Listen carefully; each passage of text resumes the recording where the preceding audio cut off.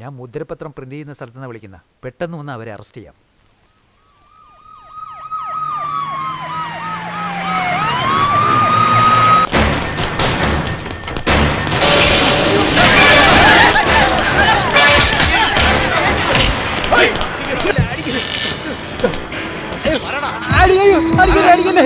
ഇതിനാരാ കാരണം ഞാൻ പറയാം സാറേ. അടിക്കല്ലേ സാറേ, അടിക്കല്ലേ. ഞാൻ പറയാം സാറേ, ഞാൻ ആരാണെന്ന് ഞാൻ പറയാം സാറേ. അയ്യോ അയ്യോ അടിക്കല്ലേ സാറേ. സാറേ സാറേ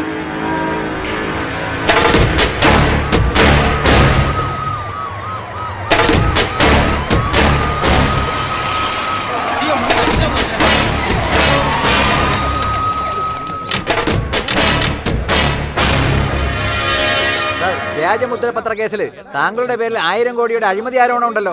അതിനെപ്പറ്റി എന്ത് പറയുന്നു? ഞാൻ ആരെന്ന് ഈ നാടിനറിയാം, ഇവിടുത്തെ ജനങ്ങളെ എനിക്കും അറിയാം. നിങ്ങൾ ആരാണെന്ന് എനിക്കറിയാം, ഞാൻ ആരാണെന്ന് നിങ്ങൾക്ക് മനസ്സിലാകും. ഈ കേസിന്റെ വിധി നിങ്ങൾക്ക് പ്രതികൂലമായ ഭരണം പോവാൻ സാധ്യതയുണ്ടോ? മേഘത്തെ കൂരിരുൾ മറച്ചാലും കാലം പോകുമ്പോൾ കൂരിരുൾ മറഞ്ഞു പോകും.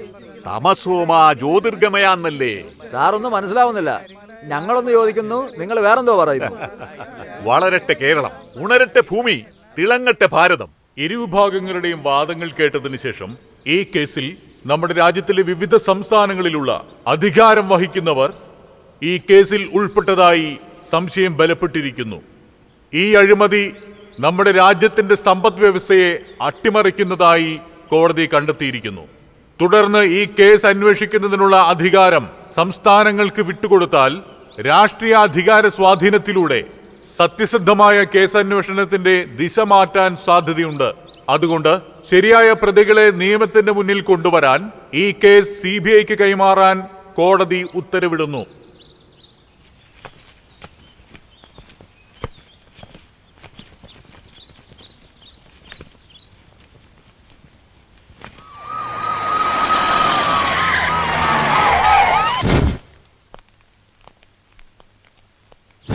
നമസ്കാരം സാർ. വരൂ വക്കീൽ സാർ. ബീച്ചിലിരുന്ന് സന്തോഷമായിട്ട് മുളക് വെച്ച് കഴിച്ചോണ്ടിരിക്കുകയായിരുന്നു. നിങ്ങളെന്നെ പെട്ടെന്ന് കാണുമെന്ന് പറഞ്ഞുകൊണ്ടാണ് പൊതിയായിട്ട് ഇങ്ങോട്ട് പോകുന്നത്. സോറി. ഗുണ്ടൂർ മുളകാ, നല്ല എരിവാ. ടേസ്റ്റ് ചെയ്യണോ? 21-ാം തീയതി ഫ്ലൈറ്റ് ലണ്ടൻ.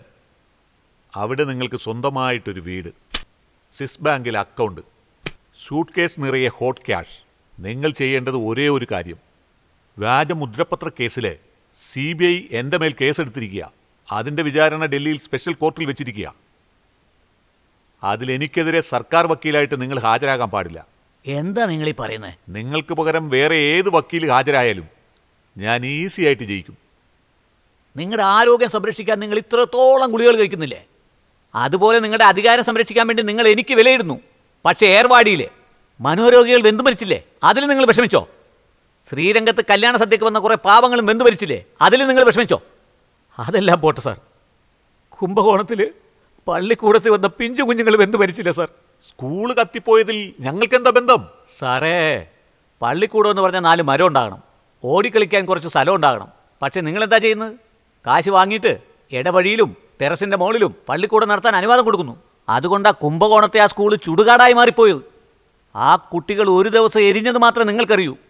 എന്നാൽ മാതാപിതാക്കളുടെ മനസ്സ് ഓരോ ദിവസവും എരിഞ്ഞുകൊണ്ടിരിക്കുക. അത് നിങ്ങൾക്കറിയോ? എന്താ തിരുപ്പതി ചില മീറ്റിംഗിൽ പ്രസംഗിക്കുന്ന പോലെ സംസാരിക്കുന്നത്? നിങ്ങൾ ആരോടോ സംസാരിക്കണമെന്ന് അറിയാലോ. അയ്യോ, നിങ്ങളെ കൊണ്ട് എന്നെ ഒന്നും ചെയ്യാൻ പറ്റില്ല സാറേ. എൻ്റെ മൂവ്മെൻറ്റ്സ് ഒക്കെ CBI നല്ല ക്ലോസ് ആയി വാച്ച് ചെയ്തുകൊണ്ടിരിക്കുക. എൻ്റെ ശരീരത്തിലൊരു പോറൽ വീണാ നിങ്ങളെ തൂക്കിയെടുത്ത് എല്ലാം പുറത്തു വിടും.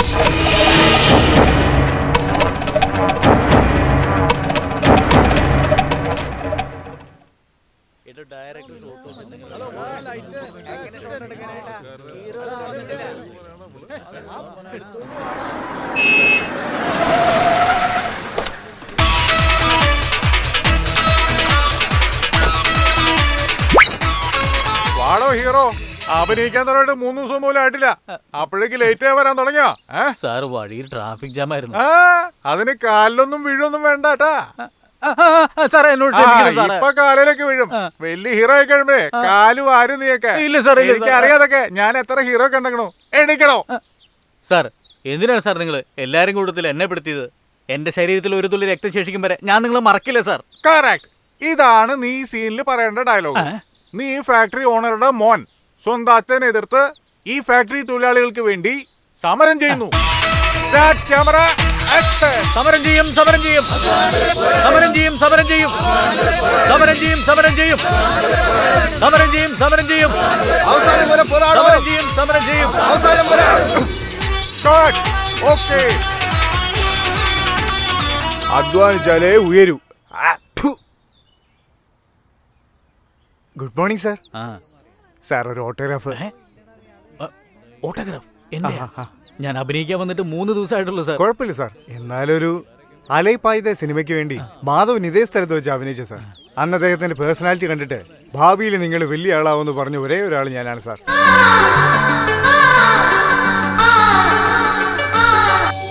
Sorry sir. ഇരിക്കെ സാർ നിങ്ങൾ എത്ര സിൻസിയറായിട്ട് അഭിനയിക്കുന്നത്. പക്ഷേ ഡയറക്ടർ സാർ. ഡയറക്ടർ? അയ്യോ, ഒരിക്കലും ഞാൻ ഡയറക്ടറെ കുറ്റം പറഞ്ഞല്ല സാർ. അദ്ദേഹം ഒരു മാസ്റ്റർ. അദ്ദേഹം വടിയെടുത്ത് നിങ്ങൾക്ക് 2 അടി തന്നാലും കുഴപ്പമില്ല. പക്ഷേ ഷൂട്ടിംഗ് കഴിഞ്ഞതിന് ശേഷം ഈ ക്യാമറമാൻ, അസിസ്റ്റന്റ് ഡയറക്ടർ എല്ലാവരെയും വിളിച്ചിരുത്തിയിട്ട് നിങ്ങളെക്കുറിച്ച് വളരെ മോശമായിട്ട് സംസാരിക്കുക. അതിന് എന്ത് ചെയ്യണമെന്ന് നിങ്ങൾ പറയുന്നത്? സാറേ ഓണറടി. സാർ ആദ്യം ഈ കമ്പനി ഭക്ഷണം എടുത്ത് ഒഴിവാക്കുക സാർ. അയ്യോ, പണ്ട് എനിക്ക് ഇതുപോലും കിട്ടിയിട്ടില്ലായിരുന്നു സാർ. പണ്ട് നമ്മൾ ഭക്ഷണത്തിന് വേണ്ടിയോ എൻ്റെ വായിന്ന് എന്തെങ്കിലും വന്നു പോകും സാർ. സാർ നിങ്ങളിപ്പോൾ ഒരു ഹീറോ ആണ് സാർ. നേരെ 5 സ്റ്റാർ ഹോട്ടലിലേക്ക് വിട്ടോ. ആദ്യം ഒരു കുഞ്ഞു മയക്കം, പറ്റിയ ഒരു കേസുകാരനെ കൂടെ കൂട്ടിക്കോ. സാവകാശം വൈകിട്ട് വരിക, ഇല്ലെങ്കിൽ നാളെ വന്നാൽ മതി. ഇനി വരാതിരുന്നാൽ തന്നെ നമ്മളാണോ കാശ് മുടങ്ങി പടം എടുക്കുന്നേ? സത്യ, ഒരു മിനിറ്റ്. ഫോട്ടോഗ്രാഫി ചോദിച്ചില്ലേ?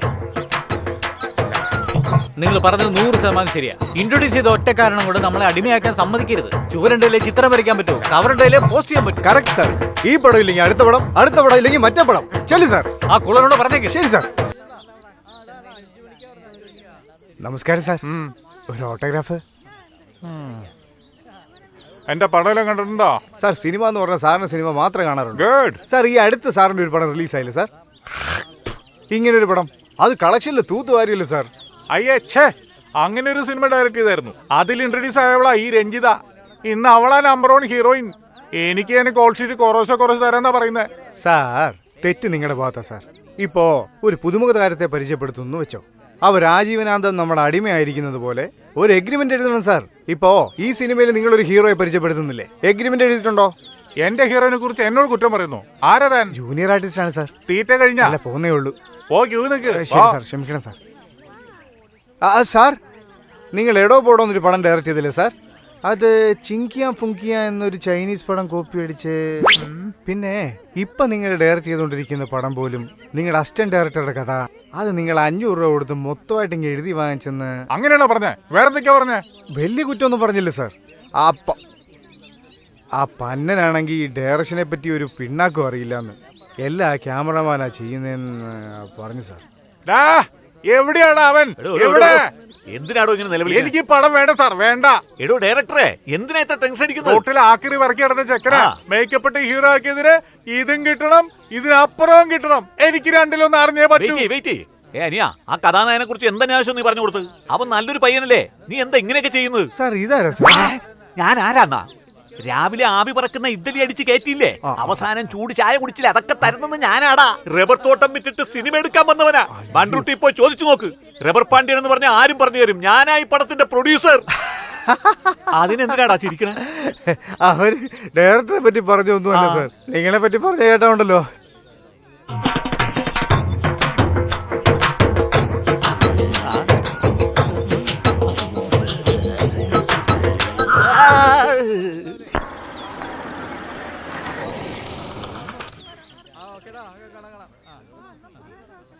Good evening sir.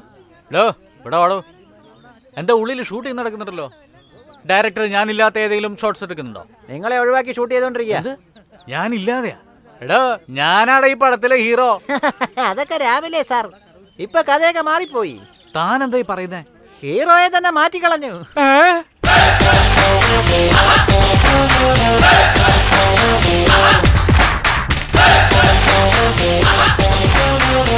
Shot 11 take 1. കുയിലിന്റെ അമ്മ കൊക്കിനെ വളർത്തി, കോഴിയെ വളർത്തി, കുരുവിയെ വളർത്തി, പക്ഷെ ടർക്കി കോഴിയെ മാത്രം വളർത്തിയില്ല. ഓഷ്, ഈ ബുദ്ധിമാനെ മാത്രം വളർത്തി. ഇതെങ്ങനെയുണ്ട്? സീറ്റ് വലിച്ചൊരു സൈലായിട്ട് പിടിച്ച സൂപ്പർ സ്റ്റാർ ആവാൻ പറ്റുമോ? 1000 സ്റ്റാർ വന്നാലും അവര് തന്നെ നമ്മുടെ സൂപ്പർ സ്റ്റാർ. സ്റ്റൈല് മാറ്റി പറയണോ. ടേക്ക് 2. കുയിലേ, ഇതൊരു ഇരുണ്ട ചരിത്രം. എന്റെ അമ്മ കുരുവിയെ വളർത്തി, കോഴിയെ വളർത്തി, കൊക്കിനെ വളർത്തി. പക്ഷെ ടർക്കി കോഴിയെ മാത്രം വളർത്തിയില്ല. എന്താണെന്നറിയാവോ? ഞാനൊരു ഒറ്റയാനല്ല, എന്റെ തലയ്ക്ക് പിന്നിൽ ഒരു പ്രസ്ഥാനം തന്നെ ഉണ്ട്. അതെ, ആദ്യം സൂപ്പർ സ്റ്റാർ, ഇപ്പൊ അൾട്ടിമേറ്റ് സ്റ്റാറോ? നീ ഒരു സ്റ്റാറിനും വിടില്ല അല്ലേ? വേറെ ഏതെങ്കിലും പുതിയത് ട്രൈ ചെയ്ത് നോക്കണോ? ടാക് 3. കുയില്, എന്റെ അമ്മ ഇന്ത്യ അതിർത്തിയിലുണ്ടായിരുന്നപ്പോ കുരുവിയെ വളർത്തി, കൊക്കിനെ വളർത്തി, കോഴിയെ വളർത്തി. പക്ഷേ ടർക്കി കോഴിയെ മാത്രം വളർത്തിയില്ല. എന്താണെന്നറിയാവോ? പാകിസ്ഥാൻ തീവ്രവാദികൾ വെടിവെക്കുമെന്ന് വിചാരിച്ചിട്ടാ. ഡോ, അവര് നമ്മുടെ സംഘടനയുടെ പ്രസിഡന്റാ. നിനക്ക് സംഘടന ചേരണമെന്ന് ആഗ്രഹമില്ലേ? മെമ്പറായാലേ അടുത്ത പടത്തിൽ അഭിനയിക്കാൻ പറ്റുള്ളൂ. ഇതാ നോക്കിയേ, നീ ആരുടെ സ്റ്റൈൽ ഫോളോ ചെയ്യേണ്ടത്? നിന്റേതായ സ്റ്റൈലിൽ അഭിനയിച്ചാലേ ഈ സിനിമാ ലോകത്ത് 25-30 വർഷത്തിന് മുകളിൽ പിടിച്ചേക്കാൻ പറ്റുള്ളൂ. മനസ്സിലായാ? Start camera, action. എന്താ മോളെ ചക്കരെ? കുയിലേ കുയിലേ കുയിലേ, എൻ്റെ അമ്മയുടെ വയസ്സാം കാലത്ത് കുഴിയിലേക്ക് കാലം നീട്ടിയിരിക്കേണ്ട സമയത്ത് മരിക്കുന്നതിന് പകരം കുരുവിയെ വളർത്തി, കോഴിയെ വളർത്തി, കൊക്കിനെ വളർത്തി. പക്ഷെ എൻ്റെ അമ്മ ടർക്കി കോഴിയെ വളർത്തുന്നതിന് പകരം എന്നെ വളർത്തി. അതുകൊണ്ട് കുയിലി പെണ്ണേ, ഞാനല്ലേ നിനക്ക് ഓളിനോള്. പക്ഷേ എൻ്റെ ക്യാരക്ടറെ നീ മനസ്സിലാക്കുന്നില്ലല്ലോ. Very good. മറ്റുള്ളവരുടെ സ്റ്റൈൽ ഫോളോ ചെയ്യാണ്ട് നിന്റെ സ്റ്റൈലിൽ നീ പറഞ്ഞില്ലേ, അതാണ് വേണ്ടത്. ഇനി നീ ഇത് തന്നെ ഫോളോ ചെയ്തോ. ഓക്കെ? നോക്കി കേട്ടേ, ഒന്നും പൊടിച്ചു കളല്ലേ. എന്താ ഇതൊന്നും വെറുതെ കളയാൻ സമയമില്ല. ഇതൊന്നും ലോറി ഒന്നും ചെയ്യേണ്ടതല്ല, വീട്ടിൽ പോയി ചെയ്താൽ മതി. ഇവിടെ കണ്ണാടിയാണ്, സൂക്ഷിച്ചു കേട്ട്. സാർ നമസ്കാരം വക്കീൽ സാർ. ഇതുപോലെ 6 വർഷങ്ങൾക്ക് മുമ്പ് ഒരു ദിവസം വന്ന്, സാറേ ഞാൻ അനാഥനാണ്, എനിക്കൊരു ആശ്രയം തരണമെന്ന് പറഞ്ഞ് കോളനിയിൽ വന്ന് എൻ്റെ കാലേ വീണു. ഞാൻ എന്തെങ്കിലും ആയിക്കോട്ടെ എന്ന് കരുതി സെക്യൂരിറ്റി ജോലി തന്നു. ഒരു ദിവസം നല്ല മഴ പെയ്തു. ഞാൻ എൻ്റെ സ്വന്തം ഫ്ലാറ്റിൻ്റെ വാതിൽക്ക് കിടക്കാൻ പറഞ്ഞപ്പോൾ നീ നൈസായിട്ട് അകത്ത് കയറി, എന്നിട്ട് അകത്തുള്ളവരെ പുറത്താക്കി. ഇപ്പോൾ 6 വർഷമായി വാടക തരാണ്ട് പറ്റിച്ചോണ്ടിരിക്കുക. സാർ ഇപ്പൊ വേണമെങ്കിൽ സാറിന്റെ എമൗണ്ട് എനിക്ക് ഒറ്റ ദിവസം കൊണ്ട് സെറ്റിൽ ചെയ്യാൻ പറ്റും. പക്ഷെ നമ്മുടെ രണ്ടിന്റെ ഇടയിലുള്ള ഒരു ബന്ധത്തിന്റെ പാലം ഉണ്ടല്ലോ, അത് തകരാതിരിക്കാനാണ് ഞാൻ നോക്കുന്നത്. നിന്നെപ്പോലെ ഒരു ഫ്രോഡുമായിട്ടുള്ള ബന്ധം നിലനിർത്തുന്നതിൽ ഭേദം ആ ബന്ധത്തിന്റെ പാലം ബോംബ് വെച്ച് തകർക്കുന്നതാ. അല്ല, ഇവിടുന്ന് ഒഴിഞ്ഞു പോയിട്ട് ഇനി ആരെ പറ്റിക്കാനുള്ള പ്ലാനാ? അയ്യോ, അങ്ങനെയുള്ള പ്ലാനൊന്നും എനിക്കില്ല സാർ. ഞാൻ അഭിനയിച്ച ആദ്യ സിനിമ നാളെ റിലീസാവുക. ഓ, ജനങ്ങളെ പറ്റിക്കാൻ പോവുക. ആ പടം നാളെ റിലീസായി കഴിഞ്ഞാൽ എന്നെ അന്വേഷിച്ച് വലിയ വലിയ പ്രൊഡ്യൂസേഴ്സ് ഒക്കെ വരും സാർ. ആ സമയത്ത് ഞാൻ ഇതുപോലത്തെ ഒരു ഓലക്കുടിലിൽ താമസിച്ചാൽ നന്നായിരിക്കില്ലോ സാർ. ഓലക്കുടില് ഇത് ഓഫ് കോഴ്സ്. അതുകൊണ്ട് എൻ്റെ ഒരു ഫ്രണ്ട് ഒരുത്തൻ അവൻ്റെ ബംഗ്ലാവിൻ്റെ ചാവി എന്നെ തന്നിട്ട് ഭദ്രമായിട്ട് നോക്കാൻ പറഞ്ഞിട്ട് അവൻ ഫോറിനിൽ പോയി. ഞാൻ അവിടെ പോയി താമസിക്കാമെന്ന്. നടന്നത് തന്നെ. അയാൾ തിരിച്ചു വന്നാൽ അതേ ബംഗ്ലാവിൽ സെക്യൂരിറ്റി ആയിട്ട് നിൽക്കേണ്ടി വരും. പക്ഷെ ഒരു കാര്യം സത്യ, ഇതുപോലെ കുറുക്കുവഴിയിലൂടെ മുന്നോട്ട് പോകാമെന്ന് വിചാരിക്കുന്ന നീ മനുഷ്യരിൽ നിന്ന് രക്ഷപ്പെടാം, പക്ഷെ ദൈവത്തിന്റെ മുന്നിൽ നിന്ന് ഒരിക്കലും രക്ഷയില്ല. എൻ്റെ വഴി കുറുക്കു വഴി. സാർ, ഞങ്ങൾ എട്ടപ്പ സിനിമാ കമ്പനിന്നാണ് വിളിക്കുന്നത്. തൃശ്ശൂരിലെ മോർണിംഗ് ഷോ എങ്ങനെയുണ്ട് സാർ? എന്ത്, ഒരു ഈച്ച പോലും ഇല്ലെന്നോ? തിയേറ്ററിൽ മൊത്തം 10 പേരേ ഉള്ളെന്നോ? അതും തിയേറ്ററിലെ പണിക്കാരാ? മധുരയിൽ നിന്ന് ഫോൺ വന്നു, നമ്മുടെ പടം റിലീസായതറിഞ്ഞ് ആ ഏരിയ മൊത്തം കാലിയായി. ഹർത്താലൊക്കെ നടന്ന 1-2 പേരെങ്കിലും അങ്ങോട്ടും ഇങ്ങോട്ടും നടക്കുന്ന കാണാം. ഇത് അതുപോലും ഇല്ലെന്ന്. എന്തിനാ കരയുന്നേ? പടം സൂപ്പർ ഹിറ്റ് ആവും, ലൈഫിൽ സെറ്റിൽ ആവാന്ന് മാത്രം സ്വപ്നം കണ്ടുകൊണ്ടിരുന്ന ഞാൻ. ഇതുവരെ ഒരു ഷോ പോലും ഫുള്ളായില്ലെന്ന്. നാളെ എല്ലാ തിയേറ്ററിൽ നിന്നും ഫിലിം പെട്ടി തിരിച്ചു വരുമെന്നാ പറയുന്നത്. ഈ പടം ഓടിയില്ലെങ്കിൽ ഞാൻ തീർച്ചയായും ആത്മഹത്യ ചെയ്യും. നല്ല ഐഡിയ. മിണ്ടാതങ്ങ് ആത്മഹത്യ ചെയ്തോ, പടം സൂപ്പർ ഹിറ്റ് ആവും. എന്താ സാർ പറയുന്നേ? അതിന് ശരിക്കും ആത്മഹത്യ ചെയ്യാനാണോ പറഞ്ഞേ? ചുമ്മാ ആത്മഹത്യ ചെയ്യുന്ന പോലെ അഭിനയിക്കേ. അടുത്ത ദിവസം പേപ്പറിലൊക്കെ വെണ്ടയ്ക്ക അക്ഷരത്തില് നടി നന്ദിനി ആത്മഹത്യ ശ്രമം എന്ന് ന്യൂസ് വരും. പടം ഭയങ്കര പിക്കപ്പായി സൂപ്പർ ഹിറ്റ് ആവല്ലേ? മനസ്സിലായി മനസ്സിലായി. നിങ്ങൾ പോയിസൺ എന്താ വേണ്ടെന്ന് ആലോചിക്കല്ലേ? വിഷബോട്ടിൽ ഞാൻ കൈയോടെ കൊണ്ടുവന്നിട്ടുണ്ട്, കണ്ടോ? അയ്യോ, നിങ്ങൾ എന്താ ഈ ആലോചിക്കുന്നേ? കുടിക്കാനാണോ പോന്നേ? കുടിക്കുന്ന പോലെ അഭിനയിക്കാനല്ലേ പോന്നേ? ഇങ്ങോട്ട് ഒന്നുമില്ല. എനിക്ക് വേണ്ട.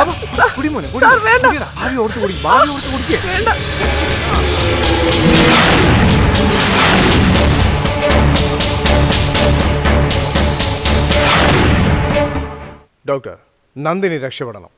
പക്ഷെ ആശുപത്രിയിൽ നിന്ന് പുറത്തു വരാൻ കുറച്ച് നാളെടുക്കും. സാർ, നന്ദിനി മേഡം പെട്ടെന്ന് ആത്മഹത്യക്ക് ശ്രമിക്കാൻ കാരണം? ഈ സിനിമയുടെ ലാസ്റ്റ് ഡേ ഷൂട്ടിംഗ്. നന്ദിനി ആ സീനിൽ ഓടി വന്ന് എന്നെ കെട്ടിപ്പിടിച്ച് ഐ ലവ് യു പറയുന്ന പോലെ ഡയറക്ടർ ഒരു ഷോട്ട് വെച്ചു. ആ കുട്ടി വന്ന് എന്നെ കെട്ടിപ്പിടിച്ചപ്പോൾ ഞാൻ സീനാണെന്ന് കരുതി. പക്ഷെ അവൾ റിയലായിട്ട് എന്നെ പ്രേമിക്കുകയായിരുന്നു. അതിനുശേഷം എവിടെ പോയാലും അവളെൻ്റെ പുറകെ വന്ന് ഞാനെന്ന് പറഞ്ഞ് അവൾക്ക് ഭ്രാന്തായി. എടി ആ വായി നോക്കി വരുന്നുണ്ട്, ആ ചെയറെടുത്ത് മാറ്റാം. രണ്ടുപേരും ഒരുമിച്ചിരുന്ന് ഭക്ഷണം കഴിക്കും.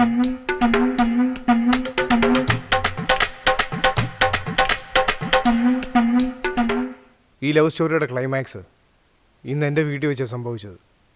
രാവിലെ എൻ്റെ വീട്ടിൽ വന്ന് നിങ്ങൾ എന്നെ കല്യാണം കഴിച്ചില്ലെങ്കിൽ ഞാൻ ആത്മഹത്യ ചെയ്യും എന്നെന്നെ ഭീഷണിപ്പെടുത്തി. ഞാനത് അവളുടെ കുട്ടികളിയായിരിക്കും എന്ന് വിചാരിച്ച് അതത്ര കാര്യമാക്കിയില്ല. പക്ഷെ അവസാനം എൻ്റെ കണ്ണ് നിറച്ചു കളഞ്ഞു. എൻ്റെ കുട്ടിക്കാലം മുതൽ ഒരു ഉറുമ്പിനെ പോലും ഞാൻ ദ്രോഹിച്ചിട്ടില്ല. അതുകൊണ്ട് നിങ്ങൾ അതും ഇതുമൊക്കെ എഴുതി പിടിപ്പിച്ച് ആ കുട്ടിയുടെ ജീവിതം നശിപ്പിക്കരുത്. ഹെഡ്ലൈൻസായിട്ട് നിങ്ങൾ ഈ വാർത്ത ഇടാനേ പാടില്ല.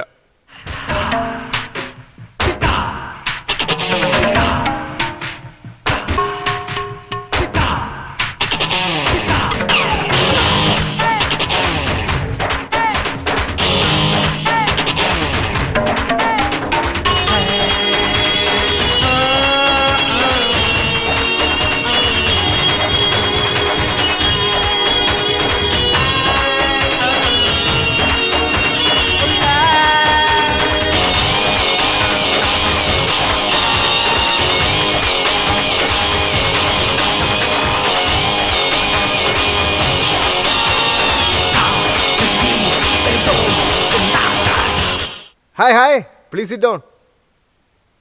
നമസ്കാരം സർ, ഞങ്ങൾ വിജയ് ടി വിന്ന് ന്യൂസ് അവർ പ്രോഗ്രാമിന് വന്നതാ. നിങ്ങൾ അഭിനയിച്ച ആദ്യ പടം തന്നെ സൂപ്പർ ഹിറ്റാ. ഈ സിനിമയിൽ എങ്ങനെ അവസരം ലഭിച്ചത്? ആക്ച്വലി എൻ്റെ ഫാമിലി ലണ്ടനിൽ വലിയ റോയൽ ഫാമിലിയാണ്. ഞാൻ ഒരു പ്രാവശ്യം ബിസിനസ് ചെയ്യാൻ ഇന്ത്യയിൽ വന്നു. അപ്പോൾ എയർപോർട്ടിൽ എന്നെ ഒരു ഫിലിം ഡയറക്ടർ കണ്ടിട്ട് സാർ നിങ്ങൾ നല്ല ഹൈറ്റായിട്ട് അമിതാഭ് ബച്ചൻ പോലെ ഇരിക്കുന്നു, നിങ്ങളെന്താ ഫിലിമിൽ ആക്ട് ചെയ്യാത്തതെന്ന് ചോദിച്ചു. ഐ സെഡ് നോ എനിക്ക് ഒരുപാട് ബിസിനസ് ഉണ്ട്, എനിക്ക് ഫിലിമിൽ ആക്ട് ചെയ്യാൻ പറ്റില്ല എന്ന് പറഞ്ഞു. ഞാൻ ആൾ ഓഫ് സാർ എന്ന് പറഞ്ഞ് എൻ്റെ കാല വീണു. ഞാൻ ആകെ ഗിൽറ്റി ആയിപ്പോയി, എന്ത് ചെയ്യണമെന്ന് അറിയില്ല. ഫൈനലി ഐ സെഡ് യാ. ഇപ്പോൾ നിങ്ങൾക്ക് കുറേ പടം ബുക്കായിട്ടുണ്ടല്ലോ, ഇനി തുടർന്ന് അഭിനയിക്കോ അതോ ലണ്ടനിലേക്ക് തിരിച്ചു പോവോ? Actually I like Kerala very much because ഇളിച്ചു പോയന്മാർ കൂടുതലുള്ള ഇവിടെയാണ്. പുറത്തുനിന്ന് വരുന്നവർക്ക് അമ്പലം പണിയുന്നു, ഇവിടെ ഉള്ളവരെ ചെരിപ്പൊരി അടിക്കുന്നു. So I like this place too much. കാറിൽ വരണ്ട, ഞാൻ അസത്യ കാരണം സൈക്കിളിൽ പോകുന്നു.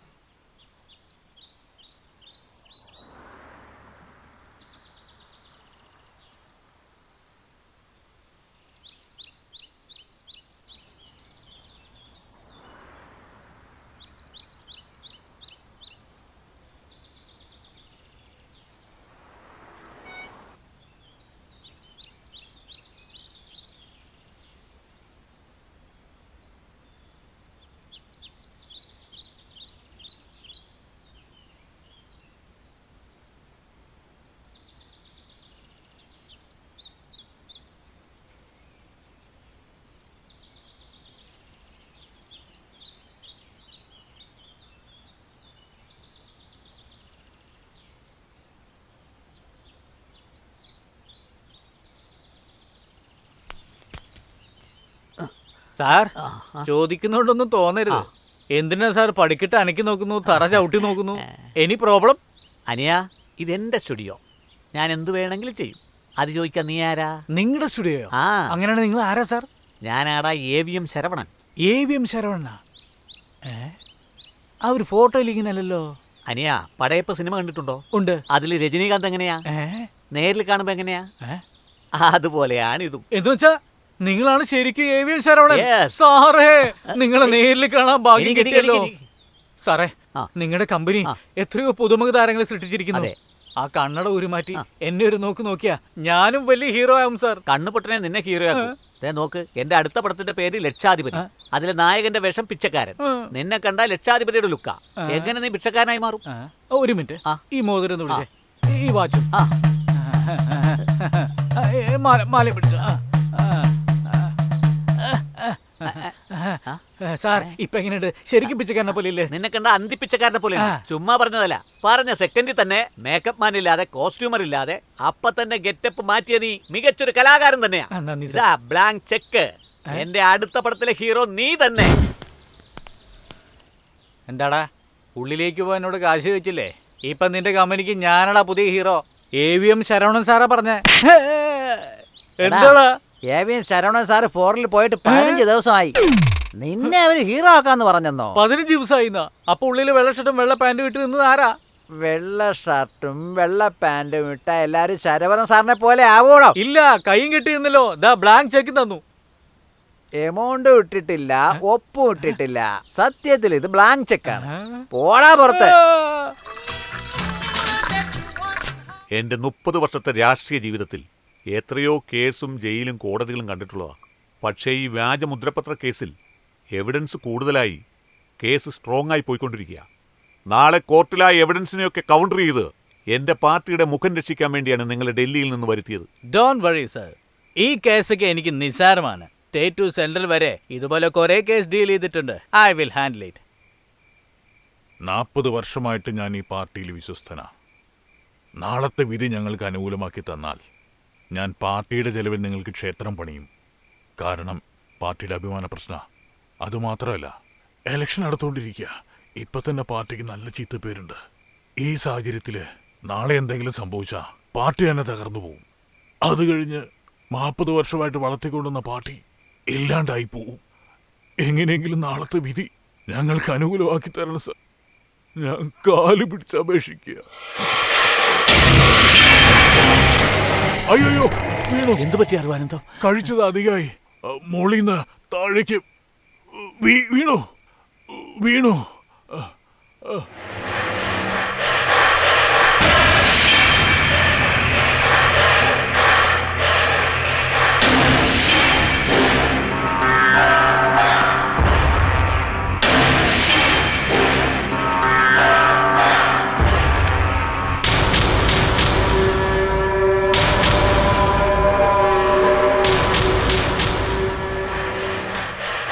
ഇരുന്ന കസേരയിൽ നിങ്ങളിരുന്ന് സ്വപ്നം കാണും. കില്ലാടിയാണല്ലോ നിങ്ങൾ തന്നെ തള്ളിയിട്ട് പൂസായി താഴെ വീണാന്ന് പറഞ്ഞ കഥയുണ്ടാക്കിയിട്ട് എല്ലാരെയും വിശ്വസിപ്പിച്ച് കളഞ്ഞല്ലോ. രാഷ്ട്രീയത്തിൽ ഒരുവനില്ലാണ്ടാക്കിയില്ലേ നമുക്ക് മുന്നേറാൻ പറ്റും. 33 വർഷമായിട്ട് ഞാൻ ഈ പാർട്ടിയിൽ കഷ്ടപ്പെട്ടുകൊണ്ടിരിക്കുക. വ്യാജപത്ര കേസിൽ മുഖ്യമന്ത്രി അകത്താകണം. അടുത്ത മുഖ്യമന്ത്രിയായി എനിക്ക് വരണം. ഡോ, കഥ പറയാൻ വന്നിട്ട് എന്റെ മോന്തെ നോക്കിയിരുന്നിട്ട് എന്താ കാര്യം? കഥ പറയടോ. പറയാം സാർ. ഈ കഥയിൽ കഷ്ടപ്പെടുന്ന ഒരു കുടുംബം. അച്ഛന് കണ്ണു കാണില്ല സാർ. അമ്മ തളർന്നു കിടക്കുന്നു. ചേച്ചിക്ക് ബ്രെയിൻ ട്യൂമർ ആണ് സാർ. അനിയത്തിക്ക് ചട്ടാണ് സാർ. അനിയന് ഊമയാണ് സാർ. എന്തിനധികം സാർ, ആ വീട്ടിലെ പട്ടിയുടെ കിഡ്നി പോലും ഫെയിലിയർ ആണ് സാർ. ഡോ, കഥ ആർക്കാണോ വേണ്ടേ? കഥയിൽ ഹീറോയ്ക്ക് എത്ര വയസ്സ് അത് പറ. ഒരു 40 വയസ്സുണ്ടാവും സാർ. 40 വയസ്സോ? എനിക്കോ? ഹലോ, ഞാനൊരു യൂത്ത് ഹീറോ ആടൂ. പ്രായത്തിന് പറ്റിയ കഥ പറ. ഇപ്പൊ എന്റെ വയസ്സിന് പറ്റിയ കഥ പറയുകയാണെങ്കിൽ അനീതിപ്രാവ്, നിറം, അതുപോലത്തെ ലവ് സബ്ജക്റ്റ് പറ. എന്നാലും ജനം സ്വീകരിക്കൂ. ഊട്ടിയിലൊരു കോൺവെന്റ്, അതിൽ നിങ്ങൾ സ്റ്റുഡന്റ്. ആഹാ, തുടക്കം തന്നെ സൂപ്പറാണല്ലോ. അങ്ങനെ കണ്ടിന്യൂ ചെയ്തോ. എതിർവശത്ത് വേറൊരു കോൺവെന്റ്, അവിടെ പഠിക്കുന്ന പെണ്ണാണ് തൃഷ. ടോപ്പ് ഗിയർ ഇട്ട് മേലോട്ട് മേലോട്ട് മേലോട്ട് വാ. ഒരു ദിവസം കോൺവെന്റിലേക്ക് നിങ്ങൾ സൈക്കിളിൽ വരുന്നു. അവിടെ ഒരു ഗ്രൂപ്പ് തൃശേനെ വളക്കാൻ നോക്കിക്കൊണ്ടിരിക്കുക. നിങ്ങൾ അങ്ങനെ തന്നെ സൈക്കിളിൽ നിന്ന് ഇറങ്ങാണ്ട് അവന്മാരെ കാടിച്ച് നിരത്തുന്ന ഒരു ഫൈറ്റ് വെക്കാൻ സാർ. അപ്പോൾ തൃശയുടെ ഷാൾ താഴെ വീഴുന്നു. അപ്പോൾ നിങ്ങൾ കുനിഞ്ഞെടുത്ത് നേരെ തൃശയുടെ കൈ കൊടുക്കുമെന്ന് ഓഡിയൻസ് പ്രതീക്ഷിക്കും. പക്ഷേ ഞാൻ കൊടുക്കാൻ സമ്മതിക്കില്ല സാർ. ആ ഷാൾ എടുത്ത് നിങ്ങൾ ആകാശത്തേക്ക് വലിച്ചെറിയുന്നു. അതങ്ങനെ പറന്നുപോയി ദുബായിലെത്തും ഷാള്. അവിടെ ഒരു കൈ അത് കുനിഞ്ഞെടുക്കുന്നു. അതാണ് തൃശ. അവിടെ ഒരു പാട്ട് ഞാൻ വെക്കും സാർ. ഷാളാണേ ഷാളാണേ നിന്റെ കവിളിൽ ഞാൻ തലോടും തലോടും. ഹാരിസ് ജയരാജിന്റെ മ്യൂസിക്. അടിപൊളി ലൈൻ, നന്നായിട്ടുണ്ട്. സാർ. അല്ല, ഈ പടത്തിൽ എന്റെ പ്രായം എത്രയാ? സാർ നിങ്ങൾക്ക് 16 സാർ, തൃഷക്ക് 17 സാർ. അപ്പൊ നിങ്ങൾ +1, നായിക +2 ആണ് സാർ. ആഹാ, ഈ കഥയിൽ ഒരുപാട് പ്ലസ് അതെ സാർ. നിങ്ങൾ പോയി ഈ കഥ പ്രൊഡ്യൂസറോട് പറയുന്നു, അഡ്വാൻസ് വാങ്ങുന്നു. സാർ സാർ സാർ, എന്റെ ഒരു കഥ കൂടെ ഉണ്ട് സാർ. വേറെ കഥയോ? സാറിന്റെ കഥ എത്ര വരുമോ? പറയാ, കേട്ടോളൂ സാർ. പറ. ഒരു അമ്മ പ്രസവവേദനയോടെ കരയുന്നു സാർ. അവർ എത്രയും പെട്ടെന്ന് ഹോസ്പിറ്റലിൽ എത്തിക്കുന്നു. ചുമ്മാ എന്തോടോ ആശുപത്രി രോഗമെന്ന്. സാർ മുഴുവൻ പറയട്ടെ സാർ. അവർ പ്രസവവേദന കൊണ്ട് പൊളയുമ്പോ വീൽ നിന്ന് ശബ്ദത്തോടെ കുഞ്ഞുണ്ടാകുന്നു സാർ. പുറത്ത് കാത്തു നിന്നവരെല്ലാം അകത്ത് എന്ന് നോക്കുമ്പോ ആ കുഞ്ഞുണ്ടല്ലോ നിങ്ങളാണ് സാർ. ഇത് 100% ഓക്കെ സാർ. ഇങ്ങനൊരു കഥയ്ക്ക് വേണ്ടിയാ ഞാൻ കാലങ്ങളായി വല വീശി തേടിക്കൊണ്ടാണെന്ന്. കിട്ടിപ്പോയി. നീ കഥയാണല്ലോ പറഞ്ഞ വിവരമില്ലാത്തവനെ. ഈ കഥയാണ് സാർ പ്രൊഡ്യൂസറിന് നല്ലവണ്ണം ഇഷ്ടപ്പെട്ടത്. ഓ, ഏത് പ്രൊഡ്യൂസറാണ് ആ കഥയ്ക്ക് വേണ്ടി സിനിമ എടുക്കുന്നത്? കഴിഞ്ഞ പടത്തിന്റെ കടം വീട്ടുന്നതിന് വേണ്ടിയും ഹീറോയുടെ കോൾ ഷീറ്റ് കിട്ടിയതുകൊണ്ടാണ് പടം എടുക്കുന്നത്. നീ ഇനി എങ്ങനെ കഥ പറയണമെന്ന് ഇവനോട് സാറിൻ്റെ അടുത്ത് പോയി പഠിക്കും. സാർ കഥ ഓക്കെ സാർ, ഈ കഥ പോയി എൻ്റെ പ്രൊഡ്യൂസറോട് പറഞ്ഞേക്കെ. ഈ പയ്യനെ നിങ്ങളുടെ അസിസ്റ്റന്റ് ആക്കി വെച്ചോ. അസിസ്റ്റന്റ് ഇപ്പൊ എനിക്ക് 5-6 പേരെ ഉണ്ട്. നിനക്ക് ഡ്രൈവിംഗ് അറിയാവടാ? നന്നായിട്ട് അറിയാം. എന്നാ നീ ഡ്രൈവറായിട്ട് കുടിക്കോ. സാറിന് സ്വന്തമായിട്ട് കാറൊക്കെ ഉണ്ട്. കഥ റെഡിയായല്ലോ, ഇനി കാറ് മേടിക്കാനാണോ ബുദ്ധിമുട്ട്? സീനെ പറ്റി ആലോചിക്കുമ്പോൾ ചോദിക്കും, കറക്റ്റ് ആയിട്ട് തന്നേക്കണം. പ്രൊഡ്യൂസറോട് പറഞ്ഞിട്ട് സാറോട്ട് റൂം എടുത്തിട്ട് 2 ഫുള്ള് വാങ്ങി വെക്കാൻ പറ. Okay, lighter sir. എടുത്തിട്ട് വാടാ. Okay sir. എടാ, ഇവൻ 200 ദിവസം ഷൂട്ട് ചെയ്ത് ഭാവിയിൽ വലിയ ഡയറക്ടറാവും തോന്നല്ലോ. സിനിമ നന്നായിട്ട് ഓടിയാ ഇവനൊരു കാറ് സമ്മാനമായിട്ട് കൊടുത്ത് ടപ്പയെന്ന് കയ്യിലെടുക്കണം. ഞാൻ താമസിക്കേണ്ട വീട്, ഞാൻ അടിച്ചു പൊളിച്ച് കുളിക്കേണ്ട കുളം, ഒരു ഒപ്പിട്ട് എൻ്റെ പേരിൽ എൻ്റെ തലവര തന്നെ മാറിപ്പോയില്ലേ. അവിടെ ഇവിടെയൊക്കെ അലഞ്ഞു തിരിഞ്ഞ് അവസാനം ഇവന്റെ മുറ്റത്ത് തന്നെ എത്തിയല്ലോ. വാച്ച്മാൻ, ആരാടാ ഈ പിച്ചക്കാരനൊക്കെ അകത്തോട്ട് കയറ്റിയത്? പോയിട്ട് വെള്ളിയാഴ്ച ഓടാം. അയ്യോ, ഞാൻ പിച്ചക്കാരനല്ല സാർ. പിന്നെ ഓട്ടോഗ്രാഫ് വാങ്ങിക്കാൻ വന്ന ആരാധന. അയ്യോ, ഓട്ടോഗ്രാഫോ? അന്നൊരു ഓട്ടോഗ്രാഫ് എഴുതിയുണ്ടാ ഇന്ന് എൻ്റെ ഗതി ഇങ്ങനെ ആയത്. സാർ, എൻ്റെ മുഖത്തേക്ക് ശരിക്കും നോക്കിയേ please. My first film hero. Cinema എല്ലാം കിട്ടിയോ? എവിടെ നിന്ന് കിട്ടാനാ സാർ? TV സീരിയലൊക്കെ നോക്കായിരുന്നില്ലേ? ദുരന്ത നായന്മാർക്കൊക്കെ അതാ നല്ലത്. അതിന് ട്രൈ ചെയ്തല്ലോ. ഏത് മാഗസിൻ നോക്കിയാലും ഡയറക്ടർ ബഹുമാനിക്കത്ത ഹീറോ എന്ന് വാർത്ത വന്നുകൊണ്ട് ഒരു കമ്പനിയിൽ എനിക്ക് കയറാൻ പറ്റുന്നില്ല സാർ. സാർ, കഴിച്ചിട്ട് 6 ദിവസമായി സാർ. എന്തെങ്കിലും ജോലി ഉണ്ടെങ്കിൽ തരണം സാർ. എന്റെ അടുത്ത് എന്ത് ജോലിയാ ഉള്ളത്? ഒരു കാര്യം ചെയ്യും, ഡെയിലി എന്റെ കൂടെ ഷൂട്ടിങ്ങിന് വാ. കുട പിടിക്കുക, ചെയർ ഇട്ട് തരിക, ജ്യൂസ് തരിക, ഷോട്ട് തുടങ്ങുന്നതിന് മുന്നേ കണ്ണാടി എടുത്ത് കാണിക്കുക. ഒരു 4-8 ഒക്കെ തരാൻ പറയാം. പക്ഷെ ദൂർത്തടിച്ച് കളയാൻ പാടില്ല. ചേർത്ത് വെച്ച് വീടും കാറും വാങ്ങി സെറ്റിലാവണം. കണ്ണാ, നായകൻ അവിടെ നിന്ന് ഇങ്ങനെ നടന്നു വന്നുകൊണ്ടിരിക്കുമ്പോൾ സൂം ബാക്ക് ചെയ്യണം. മനസ്സിലായല്ലോ?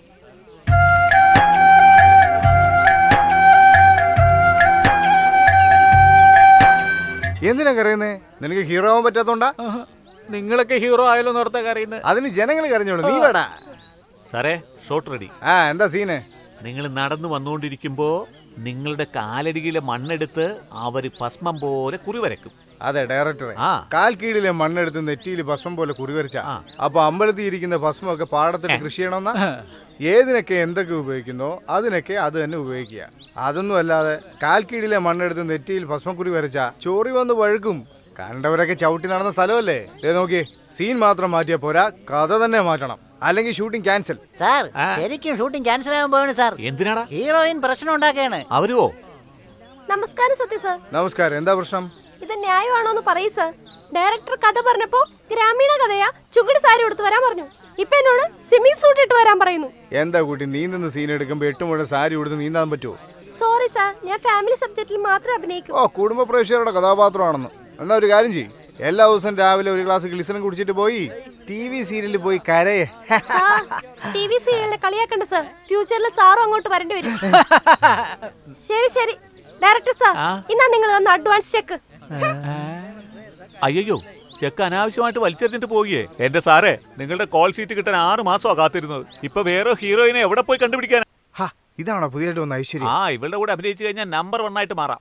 തെലുങ്ക്, കന്നഡ, മലയാളം എല്ലാത്തിനും നമ്പർ 1 ഹീറോയിൻ ഇവളാ. ശരിക്കും അന്വേഷിച്ചോ? മലയാളത്തിൽ മാർക്കറ്റ് ഇല്ലെങ്കിൽ തെലുങ്ക്, കന്നഡ എന്നൊക്കെ നുണ പറയുള്ളൂമാര്. ഇവളെങ്ങാനും എന്റെ കൂടെ അഭിനയിക്കാൻ തയ്യാറായ എന്റെ ഈ പടത്തിലെ മുഴുവൻ ശമ്പളം ഞാൻ വേണ്ടെന്ന് വെക്കും. ഉടനെ കാൾ ഷീറ്റ് വാങ്ങിക്കാൻ നോക്ക്. Excuse me madam, you want act with main hero Kerala Sathya. അയ്യോ madam madam madam madam madam madam please please, ഒരു ചെറിയ തെറ്റ് പറ്റി മാഡം. ഞാൻ ചോദിക്കാൻ പറഞ്ഞത് നിങ്ങളോടല്ല. നിങ്ങളുടെ ഗ്രൂപ്പിൽ ഐശ്വര്യ എന്ന് പറഞ്ഞൊരു കുട്ടി ഡാൻസ് കളിക്കുന്നില്ലേ? അവരെ അന്വേഷിക്കാൻ പറഞ്ഞപ്പോൾ ഇവർ ധൃതിയിൽ നിങ്ങളോടാ ചോദിച്ചു. സോറി. നിങ്ങൾക്ക് വല്ല ബോധമുണ്ടോ സാർ? അവരുടെ റേഞ്ച് എന്താ, എൻ്റെ റേഞ്ച് എന്താ? നിലാവിനെ ദൂരെ നിന്ന് കണ്ട് ആസ്വദിക്കണം, അല്ലാതെ അതിനകത്ത് കുടില് കെട്ടി കുടുംബം നടത്താൻ പറ്റുമോ? മാഡം, ഞാൻ എത്ര വലിയ നടനായാലും നിങ്ങൾക്കുള്ള കോടിക്കണക്കിന് ആരാധകരിൽ ഒരുവനായി ഞാനൊരു മൂലയ്ക്ക് മുട്ടുകുത്തിയിരിക്കുക, അത്രേ ഉള്ളൂ. ഒരു ഓട്ടോഗ്രാഫ് ഇടല്ലേ വേണം, ഇടല്ലേ വേണം, പേര് താഴെ ഇടല്ലേ പ്ലീസ്.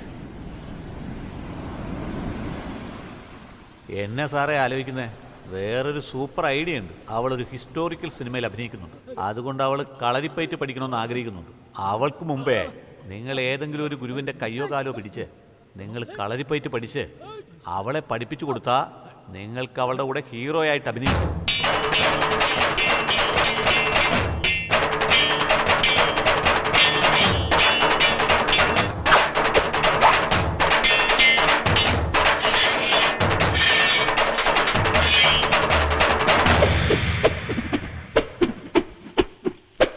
സൂപ്പറായിട്ട് വാൾപേറ്റ് ചെയ്യുന്നുണ്ട് സത്യ.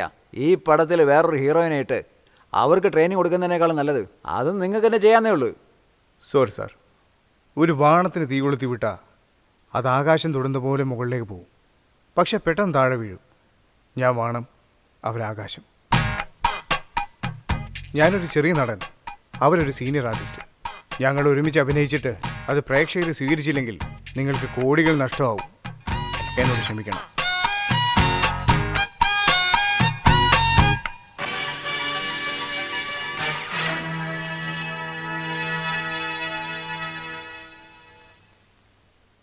നമസ്കാരം. മുഖ്യമന്ത്രിക്കെതിരായി നടന്നുകൊണ്ടിരുന്ന വ്യാജ മുദ്രപത്ര കേസിൽ ഇന്ന് രാവിലെ ജില്ലാ കോടതി വിധി പ്രസ്താവിച്ചു. ഇതിൽ മുഖ്യമന്ത്രിക്കെതിരായ 1000 കോടി അഴിമതി കേസിൽ മുതിർന്ന അഭിഭാഷകൻ തിരുപ്പതി ശക്തമായ തെളിവുകൾ ഹാജരാക്കി. ഈ വിധിയെ തുടർന്ന് മുഖ്യമന്ത്രി ഇന്ന് വൈകുന്നേരം പദവി രാജിവെക്കും. പുതിയ മുഖ്യമന്ത്രി ആരായിരിക്കും എന്നതാണ് ചർച്ചാ വിഷയമാകുന്നത്. പാർട്ടിയുടെ സംസ്ഥാന കമ്മിറ്റി യോഗത്തിന് ശേഷമായിരിക്കും പുതിയ മുഖ്യമന്ത്രി ആരായിരിക്കുമെന്ന് തീരുമാനിക്കുന്നത്.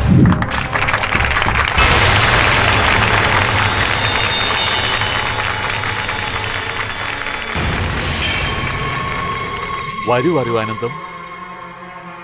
നമ്മുടെ പാർട്ടിയിൽ എന്നെപ്പോലെ ഇവരെല്ലാവരും കുറേ വർഷങ്ങളായി കഷ്ടപ്പെട്ടിട്ടുണ്ട്. പ്രിയ സുഹൃത്ത് നമശിവായം, പ്രിയപ്പെട്ട ആശിത്തമ്പി, ബഹുമാനപ്പെട്ട അയ്യാസ്വാമി, മുതിർന്ന നേതാവ് നെല്ലൈ സ്വാമി, ഇവരെല്ലാം പാർട്ടിയുടെ ശക്തമായ തൂണുകളായി നിന്നിട്ടുണ്ട്.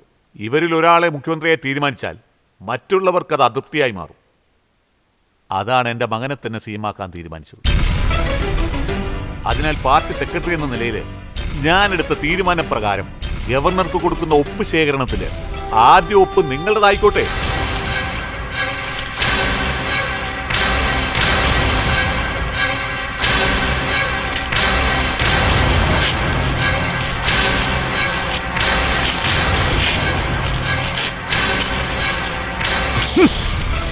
അന്ന് ഹിന്ദിക്കെതിരായ സമരത്തിൽ ഞാനും നീയും കഷ്ടപ്പെട്ട് രക്തം ചോരുന്ന സമയത്ത് നിന്റെ മകൻ അര ട്രൗസർ ഇട്ട് മൂക്കുളിപ്പിച്ച് നടക്കുമായിരുന്നു. ഇന്ന് അവൻ CM. അവന്റെ കീഴിൽ ഞങ്ങൾ പണിയെടുക്കണോ? അങ്ങനെയാണെങ്കിൽ നീയും വേണ്ട, നിന്റെ പാർട്ടിയും വേണ്ട.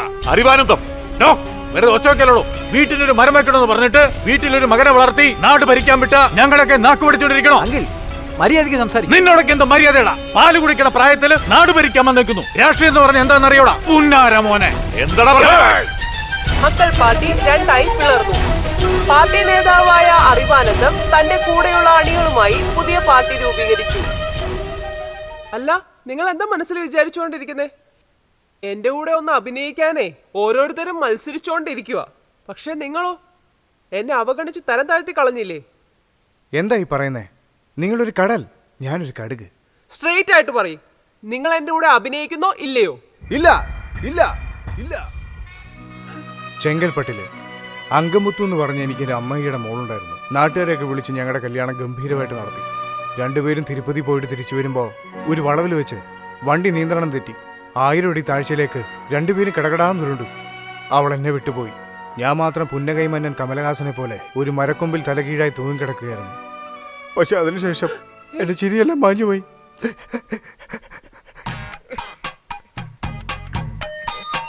മരിച്ചുപോയ എന്റെ ഭാര്യ അങ്കമുത്തു കണ്ടാൽ നിങ്ങളെപ്പോലെ തന്നെ ഇരിക്കും. വിശ്വസിക്കാൻ പറ്റുന്നില്ലല്ലേ? ഒരു മിനിറ്റ് പ്ലീസ്. നോക്ക്, അങ്കമുത്തിന്റെ ഫോട്ടോ. ഇത് ഞാനൊരു പടത്തില് നാടൻ പെൺകുട്ടിയായിട്ട് അഭിനയിച്ചായിരുന്നു. ആ സ്റ്റില്ല് പോലെ ഉണ്ടല്ലോ. ആ സ്റ്റില്ല് തന്നെ ആടി ബോധമില്ലാത്തോളെ. അതെങ്ങനെയാന്ന് വെച്ചാ ആ സിനിമ കണ്ടതിന് ശേഷം ഞാനും എൻ്റെ ഭാര്യ അങ്കമുത്തും കടയിൽ പോയി അതേപോലൊരു സാരി വാങ്ങി അന്നെടുത്ത ഫോട്ടോയാണിത്. നിങ്ങൾക്കറിയുമോ എന്ന് എനിക്കറിയില്ല. ഞാൻ നടൻ മമ്മൂട്ടിയെ പോലെ ഒരു യഥാർത്ഥ കലാകാരനാണ്. നാളെ നിങ്ങളെ കെട്ടിപ്പിടിക്കേണ്ട പോലെ ഒരു സീൻ വന്നാ ഞാൻ എൻ്റെ ഭാര്യ അങ്കമുത്തു ആണെന്ന് വിചാരിച്ച് നിങ്ങളെ ഞാൻ റിയലായിട്ട് കെട്ടിപ്പിടിച്ചാ നിങ്ങൾ എൻ്റെ കരണക്കുറ്റി നോക്കി 2 പൊട്ടിച്ചെന്ന് വെച്ചോ, എൻ്റെ മാർക്കറ്റ് തന്നെ ക്ലോസ് ആവും. ദയവ് ചെയ്ത് എന്നെ വിട്ടേക്ക്. സത്യ, ഞാൻ അങ്ങനെയൊന്നും ചെയ്യില്ല. അത് ഞാൻ എങ്ങനെ വിശ്വസിക്കും? നിങ്ങൾക്കിപ്പോ വിശ്വാസം വരണം, അത്രയല്ലേ അത് മതി.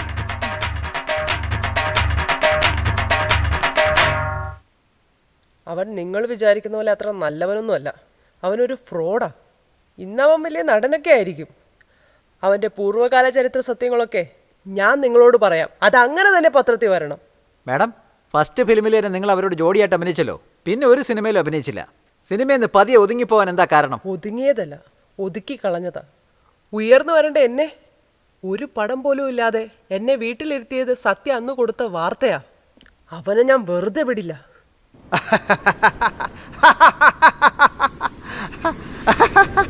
അയ്യോ അയ്യോ അയ്യോ അമ്മ അമ്മേ ദിവസവും ദേവിയത് ഇങ്ങനെ ഒരു ഇന്റർവ്യൂ കൊടുക്ക്, അപ്പോഴേ വേദന മറന്ന് ചിരിക്കാൻ പറ്റൂ. യു ആർ സോ ഫണ്ണിയാ. എന്താ നോക്കുന്നേ? ആദ്യമായിട്ട് നിന്നെ എപ്പോൾ ഷൂട്ടിങ്ങിൽ വെച്ച് കണ്ടോ അപ്പോൾ എൻ്റെ മനസ്സിൽ ഇറാൻ ഇറാഖ് യുദ്ധം നിർത്തി വെച്ചു. അന്ന് തന്നെ തീരുമാനിച്ചു ഇതാണ് എൻ്റെ ഭാവി വധുവെന്ന്. അന്ന് ഞാൻ സാധാരണ ഒരു പാവപ്പെട്ട നടൻ. ഞാൻ നിന്നെ കല്യാണം കഴിച്ച് എൻ്റെ മാർക്കറ്റും പോയി, രണ്ടുപേരും തെരുവ് നീളെ പിച്ചെടുത്ത് എന്താ അവസ്ഥ? നന്ദിനി, ഒരു പണക്കാരൻ പ്രേമിച്ചാ മരിച്ചുപോയതെൻ്റെ മുദ്ദാസിന് വേണ്ടി താജ്മഹൽ വരെ പണിയും. പക്ഷെ ഒരു പാവപ്പെട്ടവൻ പ്രേമിച്ചാ ജീവിച്ചിരിക്കുന്നതിൻ്റെ കാമുകിയുടെ കഴുത്തിൽ ഒരു താലി പോലും കെട്ടാൻ പറ്റില്ല. അടുത്ത മാസം മൻമോഹൻ സിംഗിൻ്റെ പ്രസൻസിൽ അബ്ദുൽ കലാമിൻ്റെ അനുഗ്രഹത്തോടെ സോണിയാഗാന്ധി താലിയെടുത്ത് തന്ന് ഗംഭീരമായിട്ട് വിവാഹം നടത്താൻ തീരുമാനിച്ചിരിക്കുകയായിരുന്നു. ഇത്രയൊക്കെ പറഞ്ഞിട്ട് നിനക്ക് എന്നെ വിശ്വാസമായില്ലെങ്കിൽ അന്ന് നിന്നോട് ആത്മഹത്യ ചെയ്യാൻ വേണ്ടി അഭിനയിക്കാൻ പറഞ്ഞു. ഇന്ന് ഞാൻ ശരിക്കും സത്യ സത്യ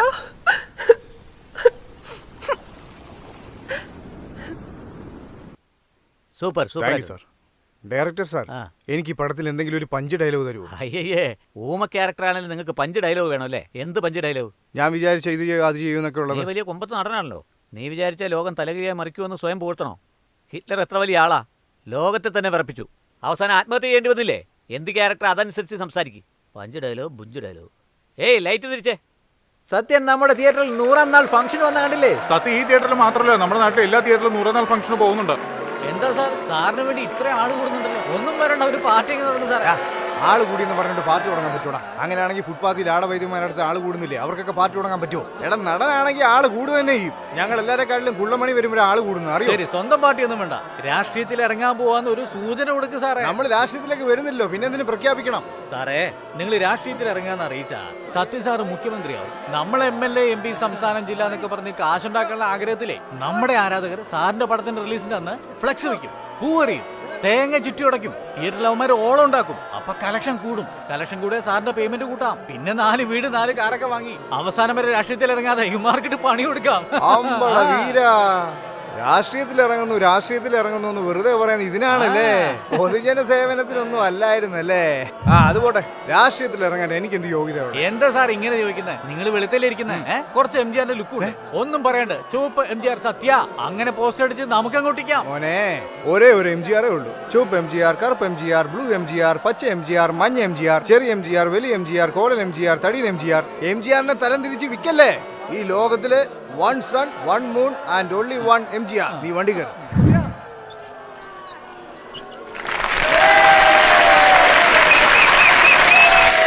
ഗർജിക്കുന്ന സിംഹങ്ങളെ, പായുന്ന പുലികളെ, വ്യാജമുദ്രപത്ര കേസിൽ കോടികൾ കൊള്ളയടിച്ച കള്ള പെരിച്ചാഴികളെ പൊതുജനങ്ങൾക്ക് കാണിച്ചു തരാൻ അറിവാനന്ദം അവർകൾ ആരംഭിച്ചിട്ടുള്ള പുതിയ പാർട്ടിയാണ് ഈ ജനനായക മക്കൾ പാർട്ടി.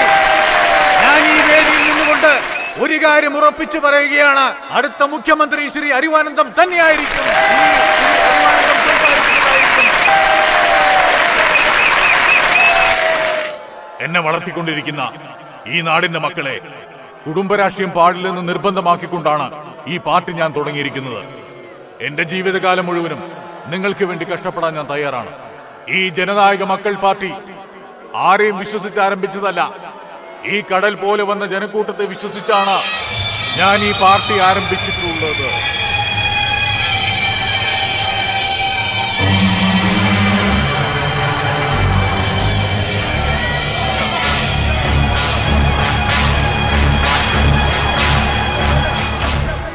നാൽപ്പത് വർഷമായി സമ്മേളനത്തിൽ വരാത്ത ജനം 4 വർഷമായി മേക്കപ്പെട്ടവന്റെ പുറകെ.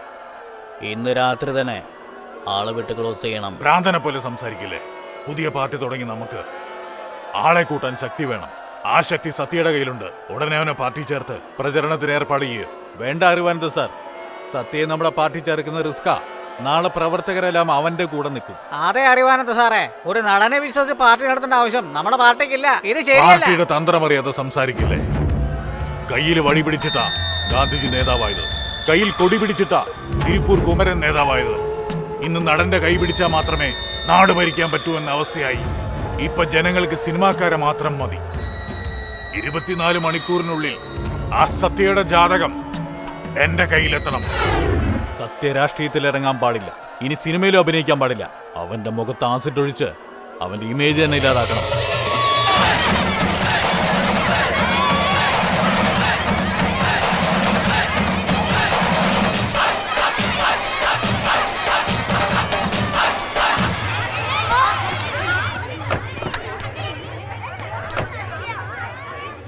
സത്യങ്ങൾ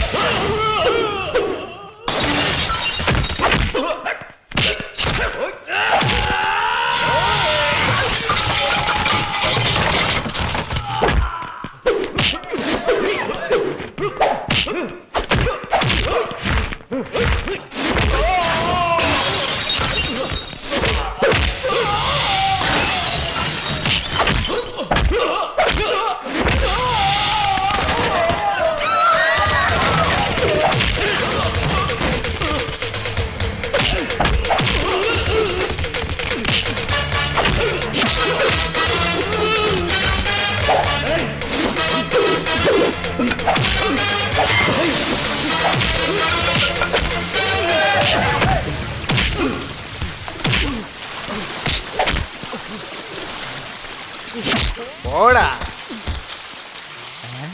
സാറേ യുവമാര് ഇത്ര അടി അടിച്ചിട്ടും സാറിന് ഒരടി പോലും കൊണ്ടില്ലല്ലോ. ഒരു മിനിറ്റ്. എന്താ എന്താ റെഡ് മാർക്ക്? ഷൂട്ടിങ്ങിനിടയിൽ അപകടത്തിൽ സത്യയ്ക്ക് പരിക്ക്, 3 മാസത്തേക്ക് വിശ്രമം, ആശുപത്രി തുടരുന്നു. അങ്ങനെ പത്രത്തിൽ വാർത്ത കൊടുക്കും. അയ്യോ, നമ്മളെ വിശ്വസിച്ച് കാശ് മുടക്കിയ പ്രൊഡ്യൂസർ ഗതി. അളിയാ, പൈസ വാങ്ങിയവൻ പൈസ തന്നവനെ കുറിച്ച് ചിന്തിക്കാനേ പാടില്ല. വിവരം ബോധമുള്ള ആരെങ്കിലും എന്നെ വെച്ച് സിനിമ എടുക്കൂ.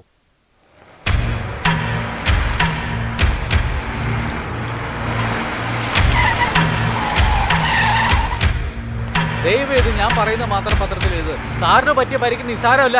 ഷൂട്ടിങ്ങിന് വരെ 1 മാസമെങ്കിലും എടുക്കും. എനിക്കൊന്ന് കാണണം. ഒരു 5 മിനിറ്റ് വെയിറ്റ് ചെയ്യണം. സാറ് പ്രധാനപ്പെട്ട ആളോട് സംസാരിച്ചോണ്ടിരിക്കുക. സത്യ, ഈ ആക്സിഡന്റ് എങ്ങനെ സംഭവിച്ചു? ആ പടത്തിലെ 500 അടി താഴ്ചയിലേക്ക് ചാടുന്ന ഒരു സീന് ആ ഡയറക്ടർ എന്നോട് പറഞ്ഞതാ. എന്തിനാ സാർ റിസ്ക് എടുക്കുന്നത്, നമുക്ക് ഡ്യൂപ്പിനെ വെച്ച് ചെയ്യാന്ന്. നമുക്ക് ഡ്യൂപ്പിനെ വെച്ച് ശീലമില്ലല്ലോ. ഞാൻ തന്നെ ചാടാന്ന് പറഞ്ഞ് ചാടി ചെറുവിരളൊന്നും മുറിഞ്ഞു. ആ പടത്തിലെ ഫൈറ്റ് ഇല്ലെന്ന് ഡയറക്ടർ പറഞ്ഞിരുന്നല്ലോ. ആദ്യത്തെ കഥ പ്രകാരം ഫൈറ്റ് ഇല്ല. കഥ എങ്ങനെ പോയാൽ എന്താണെന്ന് ഞാൻ വിചാരിച്ചപ്പോ ആരാധകരൊക്കെ നിരാശരാവില്ലേ, അതുകൊണ്ട് 4 ഫൈറ്റ് വെക്കാൻ പറഞ്ഞു. ആ, അത് ശരി. ചാടിയ കാലിനല്ലേ പരിക്ക് പറ്റിയ, കൈക്ക് എങ്ങനെ പരിക്ക് പറ്റി? നീ എന്തിനാ ഏടാകൂടായിട്ട് ചോദ്യം ചോദിക്കുന്നേ? അങ്കമുത്ത് നല്ല വെളുത്തിട്ടാണോ? നിന്റെ അതേ കളറാ. നല്ല ഹൈറ്റ് ഉണ്ടോ? ആ, അതും സെയിം ഹൈറ്റാ. വെയിറ്റ് സെയിം വെയിറ്റാ. എല്ലാം സെയിമാ. നീ വേറെ അവള് വേറെ അല്ല. അതുകൊണ്ട് ഫസ്റ്റ് എയ്ഡ് തന്നെ ഉള്ളിൽ വന്ന ഇതിപ്പോ ഫസ്റ്റ് നൈറ്റ് പോലെ ഉണ്ടല്ലോ. നിന്നോട് ആരാ അകത്ത് വരാൻ പറഞ്ഞേ? എനിക്ക് അങ്കമുത്തുവിനും പല കാര്യങ്ങളുണ്ടാവും. അങ്കമുത്തൊക്കെ അവിടെ ഇരിക്കട്ടെ. നിങ്ങളെ കാണാൻ ആ രാഷ്ട്രീയക്കാരൻ അറിവാനന്ദൻ വന്നിട്ടുണ്ട്. കുറെ നേരം വെയിറ്റ് ചെയ്യുന്നു. ഏത് അറിവാനന്ദൻ? ഇംഗ്ലീഷ് മീഡിയത്തിൽ മക്കളെ ചേർത്തിട്ട് മലയാളം സംരക്ഷിക്കണം എന്ന് പറയുന്നവനാണ്. അതെ, 3ാം ക്ലാസ്സിൽ തൊട്ടിട്ട് പഠിത്തം നിർത്തി പോകുന്നില്ല അയാൾ തന്നെ. ആ, നീ പോവാൻ നോക്ക്, വെറുതെ ഇമേജ് കളയണ്ട. സാറേ, സത്യ സത്യ, ഏതൊരു അജ്ഞാത സംഘം നിന്നെ കൊല്ലാൻ ശ്രമിച്ചു ഞാൻ അറിഞ്ഞു.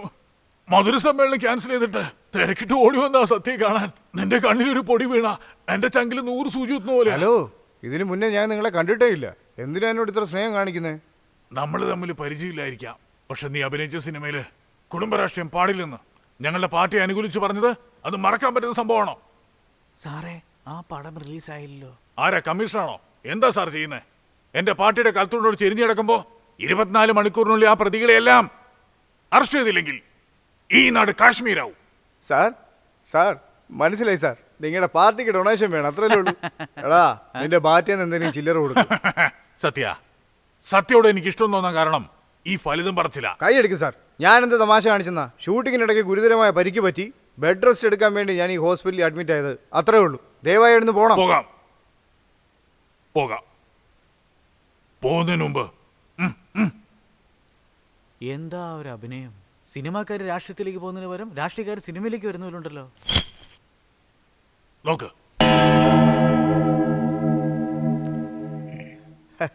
എന്താ സാർ കുറെ ആളുകൾ കന്യാസി മണ്ണെണ്ണയായിട്ട് വന്നേക്കുന്നേ? അടുത്ത് റേഷൻ കട വല്ലതും ഉണ്ടോ? അവരൊക്കെ എന്റെ പാർട്ടിയിൽ അണികളാ.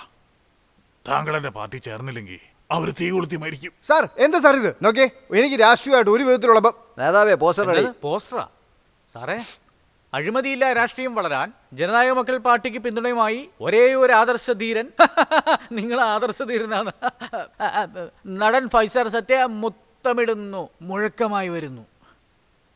നാളെ ബീച്ചിലെ മണത്തരികളെക്കാൾ കൂടുതൽ ജനമുണ്ടാകും. അവിടെ നീ ഉയർത്തുന്ന ശബ്ദം നമ്മുടെ നാടിന്റെ തലവരം മാറ്റിമറിക്കണം. ജനതായ മക്കൾ പാർട്ടി 234 മണ്ഡലത്തിൽ ജയിക്കണം. ചരിത്രം കാണാത്തൊരു ഭരണം നമുക്ക് നടത്തണം. വാഴട്ടെ കേരളം, വളരട്ടെ ജനനായകം. ഇങ്ങനത്തെ 4 പേരുണ്ടെങ്കിൽ നാടും വളരും ജനനായകവും വളരും. സത്യ സാറേ,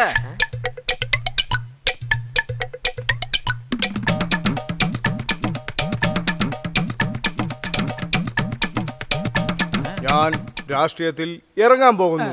വേണ്ട സാറേ, ദയവായി അത് മാത്രം ഒന്ന് ഒഴിവാക്കിയേക്ക് സാറേ. അതെന്താ?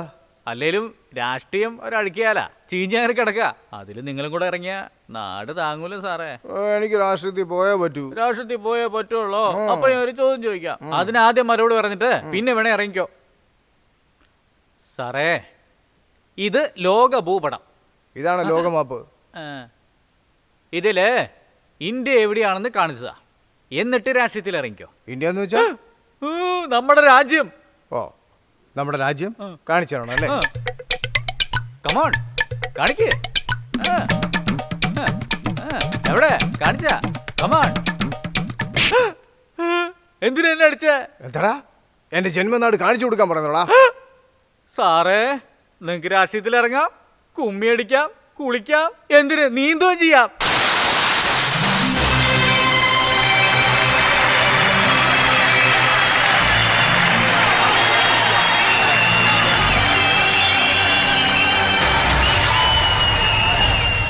ബഹുമാനപ്പെട്ട മുതിർന്നവരെ, അമ്മ പെങ്ങന്മാരെ, ഇന്നെന്റെ ശബ്ദം കേൾക്കാൻ വന്നിരിക്കുന്ന ആരാധക വൃന്ദങ്ങളെ, എല്ലാവരും അമ്മയുടെ സ്നേഹം അനുഭവിച്ച് വളർന്നവരാ. പക്ഷെ ഞാൻ നിങ്ങളുടെ മാത്രം സ്നേഹം അനുഭവിച്ച് വളർന്നവരാ.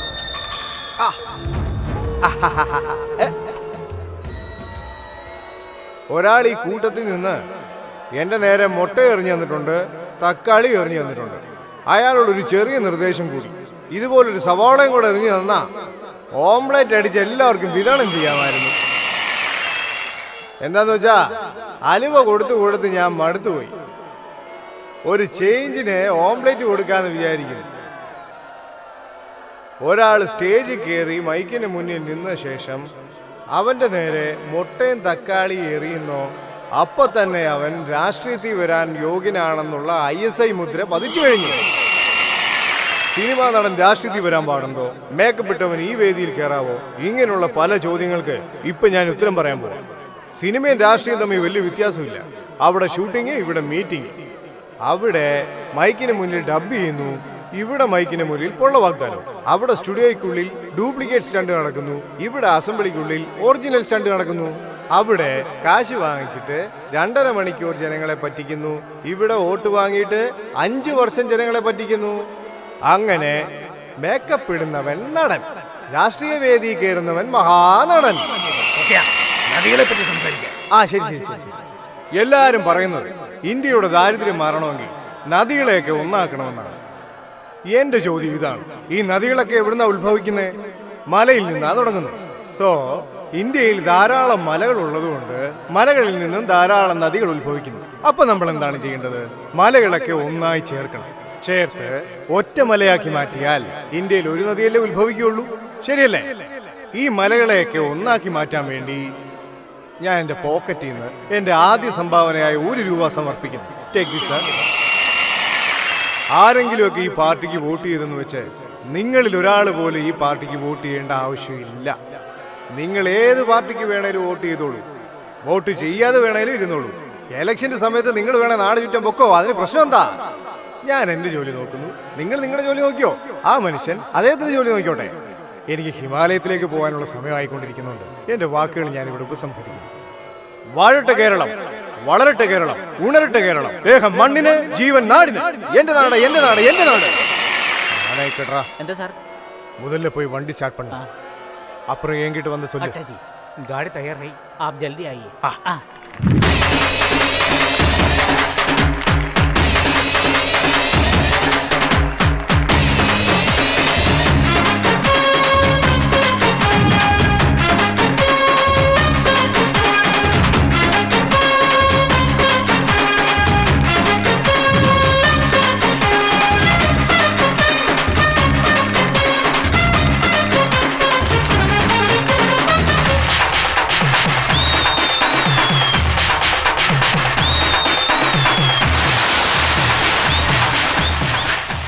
നടന്ന നിയമസഭാ തെരഞ്ഞെടുപ്പിൽ ജനനായക മക്കൾ പാർട്ടി 230 മണ്ഡലങ്ങളിൽ വിജയിച്ച് ഒറ്റയ്ക്ക് ഭരിക്കാനുള്ള വൻ ഭൂരിപക്ഷം നേടിയിരിക്കുന്നു.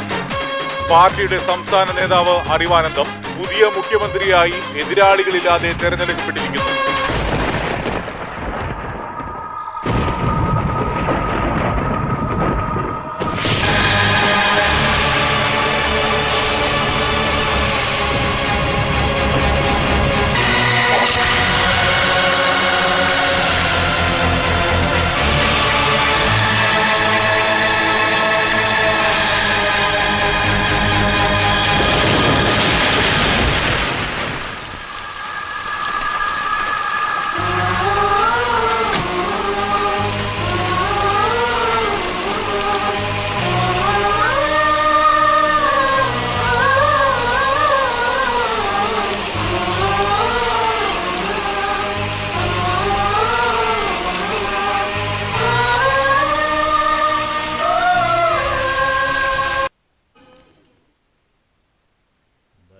നേതാവേ, ആശംസകൾ.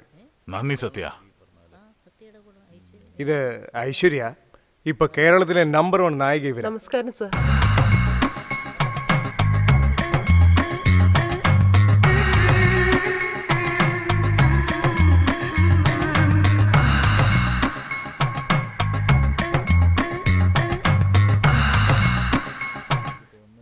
നിങ്ങൾ സംസാരിച്ചിട്ട് വാ, ഞാൻ വെയിറ്റ് ചെയ്യാം. സത്യ സത്യ ഐശ്വര്യ സിനിമയെ കാണുന്നതിനേക്കാളും നേരില് വളരെ സുന്ദരിയാ. അവളെ അയ്യോ, ഞാൻ ആ ടൈപ്പല്ല.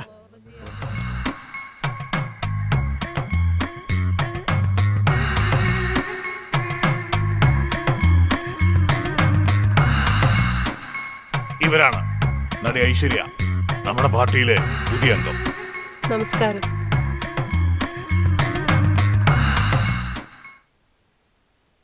നാളത്തെ മന്ത്രിസഭാ നിർണയത്തിൽ പട്ടികയിൽ യാതൊരു മാറ്റങ്ങളുമില്ല. ചെറിയ തിരുത്തു മാത്രം. 14 വർഷമായി നിയമവിദ്യാഭ്യാസ മന്ത്രിയായിരുന്ന നമ്മുടെ പൊള്ളാച്ചേര് ഇനി നിയമം മാത്രം നോക്കിക്കോളും. അപ്പൊ വിദ്യാഭ്യാസോ?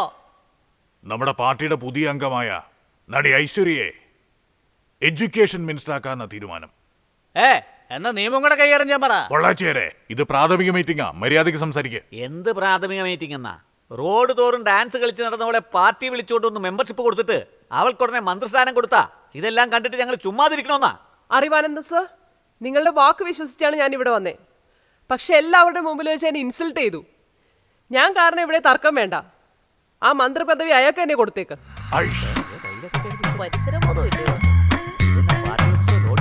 നിങ്ങൾ ഈ പാർട്ടിയിൽ അംഗമാക്കിയ ഞാനാ. ഇവരുടെ ഒന്നും സംസാരം കേട്ടിരിക്കേണ്ട ആവശ്യമില്ല. അതല്ലെന്നേ, ഞാനൊരു സ്ത്രീയല്ലേ.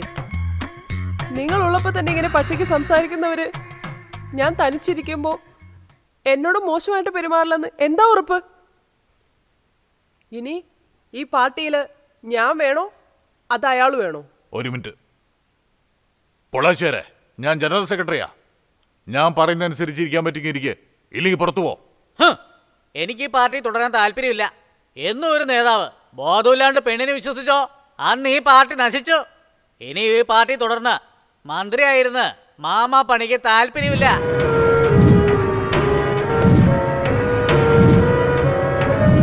എന്താന്നേ, എല്ലാ മന്ത്രിമാരും പോയല്ലോ.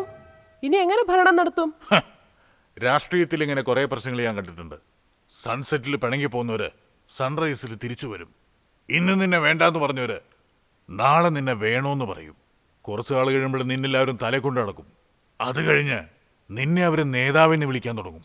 നമ്മുടെ പ്രശ്നപരിഹാരത്തിന് ഒരു വഴിയുള്ളൂ, സത്യ എന്ത് തീരുമാനം എടുത്താലും അത് നമ്മളെല്ലാവരും അംഗീകരിക്കണം. സത്യ സാധാരണക്കാരനല്ല, അവനെടുക്കുന്ന എല്ലാ തീരുമാനവും കൃത്യമായിരിക്കും.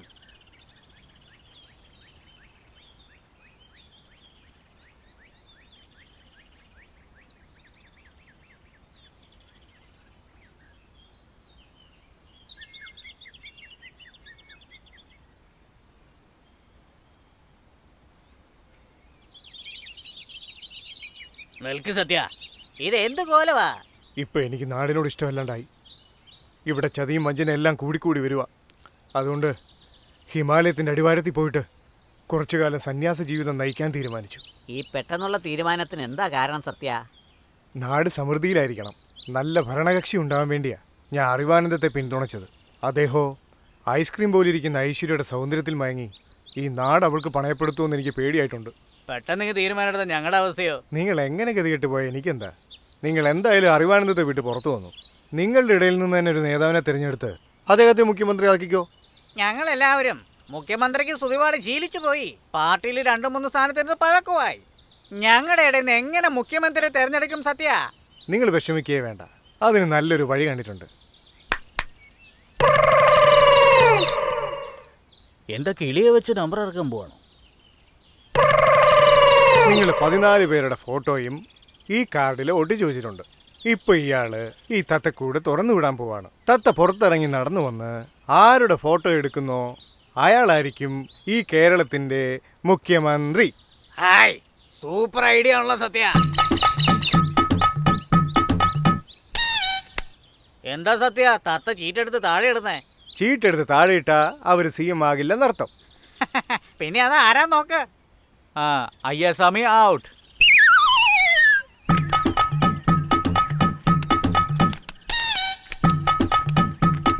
എന്താ ഇത്, കഷ്ടമായല്ലോ.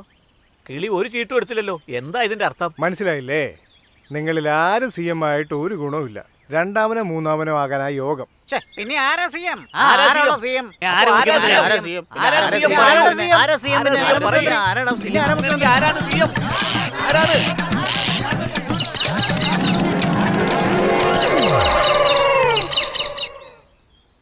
ആഹാ, നമ്മുടെ നാടിന്റെ തലയെഴുത്തേ മാറിപ്പോയില്ലോ. എന്താടാ ഈ പറയുന്നേ? സാറേ, ഇത് സാധാരണ തത്തയല്ല. മധുര മീനാക്ഷി അമ്മയുടെ തോളത്തിരിക്കുന്ന തത്തയില്ലേ, അതിന്റെ പേരക്കുട്ടി തത്തയാ. എല്ലാ ചീട്ടും മാറ്റിയിട്ടിട്ട് നിങ്ങളുടെ തലയിൽ വന്നിരിക്കുന്നതിന്റെ അർത്ഥം എന്താ? നിങ്ങൾക്ക് ദേവിയുടെ സർവ്വകടാക്ഷമുണ്ട്. നിങ്ങളാണ് നാടിന്റെ മുഖ്യമന്ത്രി. നമ്മുടെ നാടിന്റെ മുഖ്യമന്ത്രി സത്യ. ദൈവകോപം ഉണ്ടാവൂടോ. ഈ നാടിന്റെ മുഖ്യമന്ത്രി സത്യ. ഈ നാടിന്റെ മുഖ്യമന്ത്രി സത്യ. ഈ നാടിന്റെ മുഖ്യമന്ത്രി സത്യ.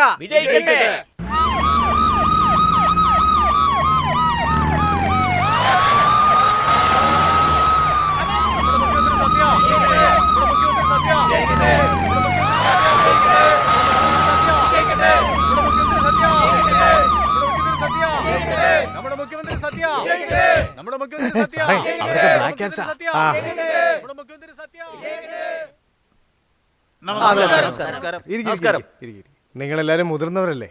ഞാൻ സിനിമയിൽ എന്ത് നേടിയെന്ന് പറഞ്ഞാലും രാഷ്ട്രീയത്തിൽ കൊച്ചുകുട്ടിയല്ലേ. നിങ്ങൾ വേണം എന്നെ പഠിപ്പിക്കാൻ. ചേട്ടാ, എന്താ മോനെ ഇത്? സാധാരണ കാലേ വീഴേണ്ടത് ഞങ്ങളല്ലേ. മോനിങ്ങനെ കാലേ വീണ് പണ്ട് മുതലുള്ള പതിവ് തെറ്റിക്കുകയാണോ?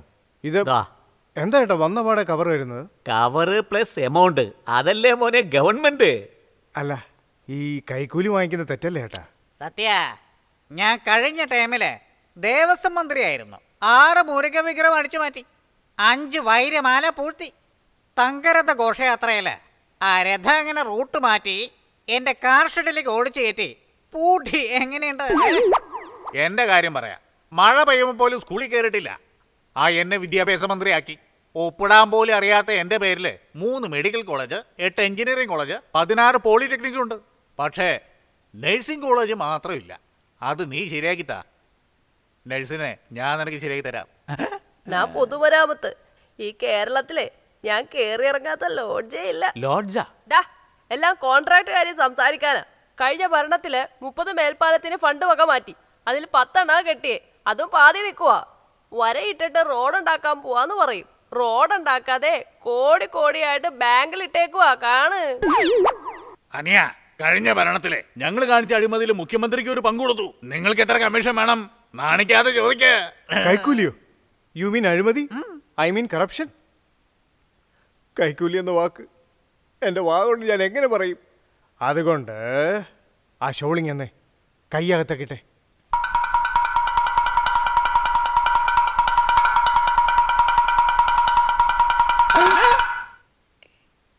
എത്ര വിരളാ പിടിച്ചേ? വിരളവിടെ പിടിച്ചു പിന്നെ മൊത്തം കൈയല്ലേ പിടിച്ചത്? ഇതെന്തൊരു അന്യായ! നീ എല്ലാം കമ്മീഷനായിട്ട് അടിച്ചെടുത്താ പിന്നെ ഞങ്ങൾ എന്ത് ചെയ്യും? മനസ്സിലായില്ല? 5 വർഷം കൊണ്ട് നിങ്ങൾ അടിച്ചു മാറ്റിയ കാശെല്ലാം 36% പലിശ ചേർത്ത് 24 മണിക്കൂറിനുള്ളിൽ എനിക്ക് സെറ്റിൽ ചെയ്തില്ലെങ്കിൽ 12 മണിക്കൂറിനുള്ളിൽ ഈ മന്ത്രിസഭയെ മാറ്റേണ്ടി വരും. കാരണോരെ തീപിട്ടുണ്ടോ കയ്യില്? ഇതാ തന്റെ അപ്പം കത്തിക്കൂ. ഏ? കത്തിക്കട വിവരദോഷി. ഇപ്പൊ കത്തിക്കാം. എന്താ മോനെ, വന്നോടനെ കാലേ വീണ് അനുഗ്രഹമൊക്കെ മേടിച്ച ആളാണല്ലോ. ഇപ്പൊ എന്നാ നേരെ ഓപ്പോസിറ്റ് ആയിട്ട് മാറിയത്? എന്താ കാലിലേക്ക് നോക്കുന്നത്? അല്ല, കാലിൽ എന്തോ ഒന്ന് കുറവുള്ള പോലെ ഫീലിംഗ്. മനസ്സിലായി മനസ്സിലായി. ആവശ്യമുള്ളതെല്ലാം നാണിക്കാതെ ചോദിച്ച് മേടിക്കാനിയാ ഞങ്ങൾ റെഡി. ആ 1 ആ 2 ആ 3. അയ്യോ എണീക്കടാ, എണീക്ക്. എന്ത് ധൈര്യമാടാ നിനക്ക് മുഖ്യമന്ത്രിയുടെ മുഖത്ത് നോക്കി കേരളത്തിൽ എത്ര മണ്ഡലം ഉണ്ടെന്ന് ചോദിക്കാൻ? സാറേ, നിങ്ങളൊരു CM അല്ലേ, ഇതെല്ലാം അറിഞ്ഞിരിക്കണ്ടേ? എടാ, ഇതൊന്നും എനിക്ക് അറിയാത്തതുകൊണ്ടാണ് ഞാൻ CM ആയത്. ശരി, ചിലവർ ഇങ്ങനെ കാണിക്കും, ചിലർ ഇങ്ങനെ കാണിക്കും, ചിലരിങ്ങനെ കാണിക്കും, ചിലരിങ്ങനെ കൂടെ കാണിക്കും. ഇതൊന്നും അല്ലാതെ പുതിയൊരു രീതിയിലേ. അതെന്താ ഇങ്ങനെ കാണിക്കുന്നത്? എന്താ ഇത്? ആർക്കറിയാം? ഒരാവശ്യത്തിൽ കാണിച്ചാ അറിയാക്കി പറയില്ലടാ മോനെ. ശരി, അങ്ങനെ കഷ്ടപ്പെട്ട് നമ്മൾ CM ആയി.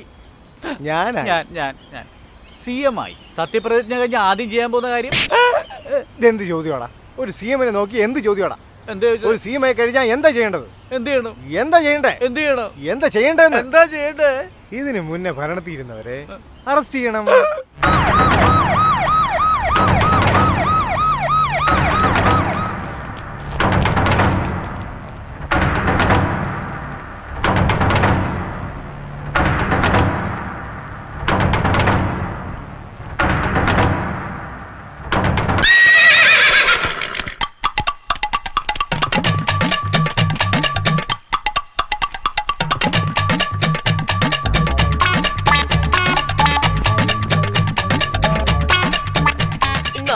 ഇതെന്താ ഇത്? വണ്ടർലൂർ സൂവിന്റെ ആധാരം? കഴിഞ്ഞ ഭരണത്തിലെ വനവകുപ്പ് വെച്ചോണ്ടിരുന്ന ആളാ എന്നെയും വെച്ചോണ്ടിരുന്നത്.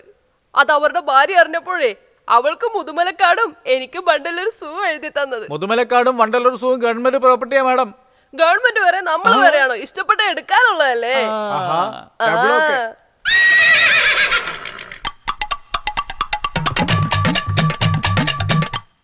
നേതാവേ, ഭാര്യയുടെ താലി മുതൽ അരഞ്ഞാണം വരെ എല്ലാം പണയം വെച്ച് തന്നു. അപ്പൊ ഇതെല്ലാം കവറിങ് ആണോ? എന്തെങ്കിലും പ്രശ്നം ഉണ്ടായാ പണ്ടത്തെ പോലെ തട്ടുകടയിൽ പോയി പൊറോട്ടയ്ക്ക് മാവ് ഉടയ്ക്കേണ്ട വരും. താനീ സ്വഭാവം കാണിച്ചല്ലേ? ആരെ ഉരച്ചു നോക്കുന്നേ? ഈ തങ്കത്തെയാണ് ഉരച്ചു നോക്കുന്നേ. ഞാനും എൻ്റെ വീടിന്റെ ആധാരം, സ്ഥലത്തിന്റെ ആധാരം, മാല, മോതിരം എല്ലാം സന്തോഷത്തിന് അഴിച്ചു കൊടുത്തില്ലേ? എല്ലാരും വാ, നമുക്ക് ഇരട്ടിയെ തിരിച്ചെടുക്കാന്നേ. വാടോ, സന്തോഷമായിട്ട് വാ.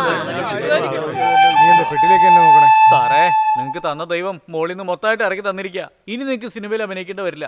ഇതിലൊരു പെട്ടി എനിക്ക് തന്നിരുന്നെങ്കിൽ ഞാനും സൈഡിൽ കൂടെ ഒരു ചെറിയ പടക്കം എടുത്ത് ഹീറോ ആയി എന്റെ ആഗ്രഹം നിറവേറ്റും സാറേ. എന്താടാ, നീ എന്താ എന്നെ അത്ര മോശക്കാരനാക്കുവാണോ? ഒരു പെട്ടി ആക്കുന്നതിനാ 3 പെട്ടി എടുത്തോണ്ട് പോകണം മോനെ. ശങ്കറിനെ ഡയറക്ടർ ആക്കിക്കോ, ഐശ്വര്യറായിയെ നായികയാക്കിക്കോ, വിദേശത്ത് പോയി അപസ്മാരം വന്ന പോലെ വിളിക്കുന്നു പോയി പാട്ടുപാട്. ജീവിതത്തിൽ നീ മുന്നേറി വാ മോനെ. ശരി സാറേ. പക്ഷെ ഒരു കണ്ടീഷൻ, മോനെ, നീ സിനിമയിലെങ്ങാനും സിഗരറ്റ് വലിച്ചെന്ന് അറിഞ്ഞ എന്റെ അണികള് തിയേറ്ററിൽ വന്ന് റീലിന്റെ പെട്ടി എടുത്തോണ്ട് പോകും. ഡയറക്ടർ ശങ്കർ സാറിന്റെ വീട്ടിലേക്ക് വണ്ടി വിട്. ശങ്കർ സാറിന്റെ വീട്ടിലേക്കോ? നിങ്ങൾ ആരാ സാർ? ഡയറക്ടർ ശങ്കറിന്റെ അടുത്ത പടത്തിൽ ഞാനാടാ ഹീറോ. പ്രൊഡ്യൂസറോ? അതും ഞാനാ. നോക്ക്, ഫസ്റ്റ് അഡ്വാൻസ്, സെക്കൻഡ് ഷൂട്ടിംഗ്, 3ാമത്തെ പെട്ടി സെറ്റിൽമെന്റ്. ഞാനും ഇവിടെ സിനിമ അഭിനയിക്കാൻ വേണ്ടി വന്നാ സാർ. നീയോ? എടോ, മദ്രാസിലേക്ക് വണ്ടി കയറുന്നവരൊക്കെ സിനിമയിൽ അഭിനയിക്കാൻ മാത്രം വരുന്നവരാണോ? ശരി, നീ എങ്ങനെ ഡ്രൈവറായേ? അത് എന്താന്ന് വെച്ചാ സാറേ, ഒരു വേഷത്തിന് സെലക്ഷൻ കിട്ടാൻ വേണ്ടി സ്റ്റുഡിയോയുടെ വേണ്ടി ക്യൂ നിൽക്കുമായിരുന്നു. ഷൂട്ടിംഗ് കാണാൻ വന്നവനോട് എടാ ക്യൂവിലൊന്ന് നിൽക്ക് എന്ന് പറഞ്ഞ് ഞാൻ ബാത്റൂമിൽ പോയി തിരിച്ചു വന്ന് നോക്കിയപ്പോ എനിക്ക് പകരം അവൻ അഭിനയിക്കണം സാർ. നിന്റെ വിധി മാറ്റിമറിച്ച വില്ലാതി വില്ലൻ ആരാ? അവനാണ് സാർ ഇപ്പോൾ മുഖ്യമന്ത്രി ആയിരിക്കുന്ന സത്യ.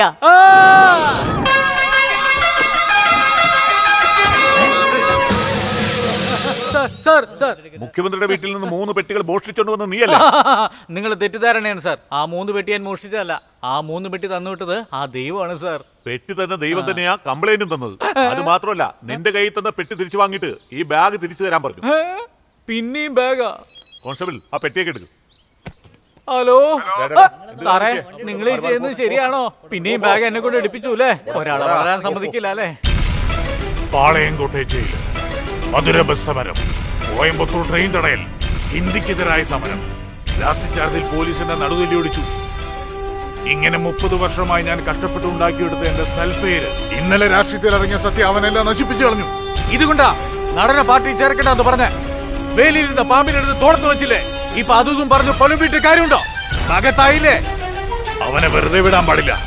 4 ബസ് കത്തിച്ച് നാട്ടിൽ മുഴുവൻ ലഹളയുണ്ടാക്കി ക്രമസമാധാനം തകർന്നു പറഞ്ഞ് അവനെ ഭരണത്തിൽ നിന്ന് താഴെ ഇറക്കണം.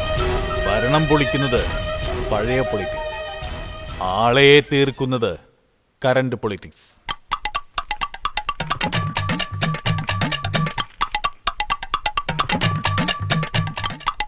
സത്യ എന്താ ഇത്? ഞങ്ങളെ സ്കൂൾ കുട്ടികളെ പോലെ ഇരുത്തിയിട്ട് നീ വല്ല സാറിനെ പോലെ ബോർഡിൽ എന്തൊക്കെയോ എഴുതിക്കൊണ്ടിരിക്കുന്നത്? മൈ ഡിയർ എക്സ് മിനിസ്റ്റേഴ്സ്, ഇപ്പം ഞാൻ നിങ്ങൾക്കൊരു ടെസ്റ്റ് വെക്കാൻ പോവാ. അതിലാര് പാസ്സാകുന്നോ അവർക്കാണ് മന്ത്രിസ്ഥാനം തരുന്നത്. ടെസ്റ്റോ? ഇത് വലിയ കഷ്ടപ്പെട്ടോ. സ്കൂളിൽ പോലും ഞങ്ങൾ എഴുതിയിട്ടില്ല. ഡോ, 30,000 രൂപ ശമ്പളം വാങ്ങിക്കുന്ന ഗവൺമെന്റ് ഉദ്യോഗസ്ഥർക്ക് പോലും എൻട്രൻസ് എക്സാം എഴുതിയേ പറ്റൂ. മന്ത്രിയായിട്ട് കോടികൾ അടിച്ചു മാറ്റാൻ പോവാ. നിനക്ക് എക്സാം വെച്ചാൽ എന്താ തെറ്റ്?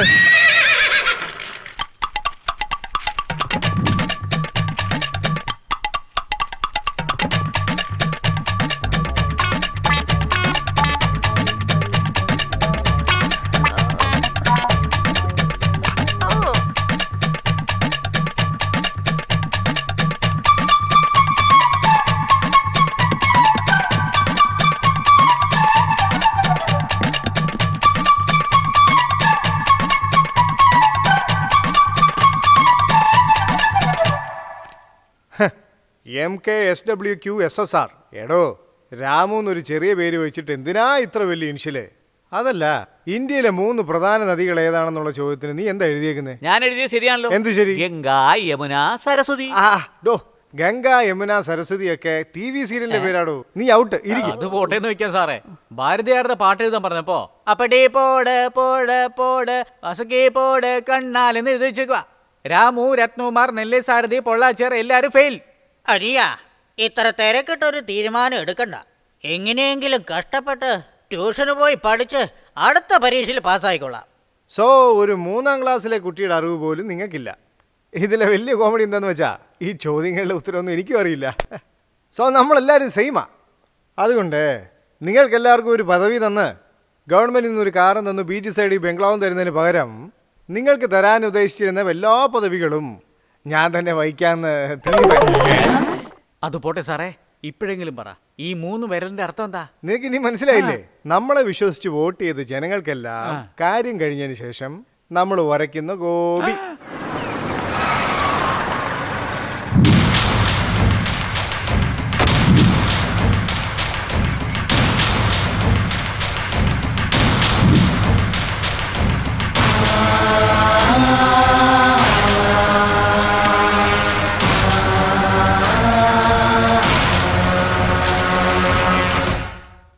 സാർ, ഇതാ സത്യയുടെ ഗസ്റ്റ് ഹൗസ്.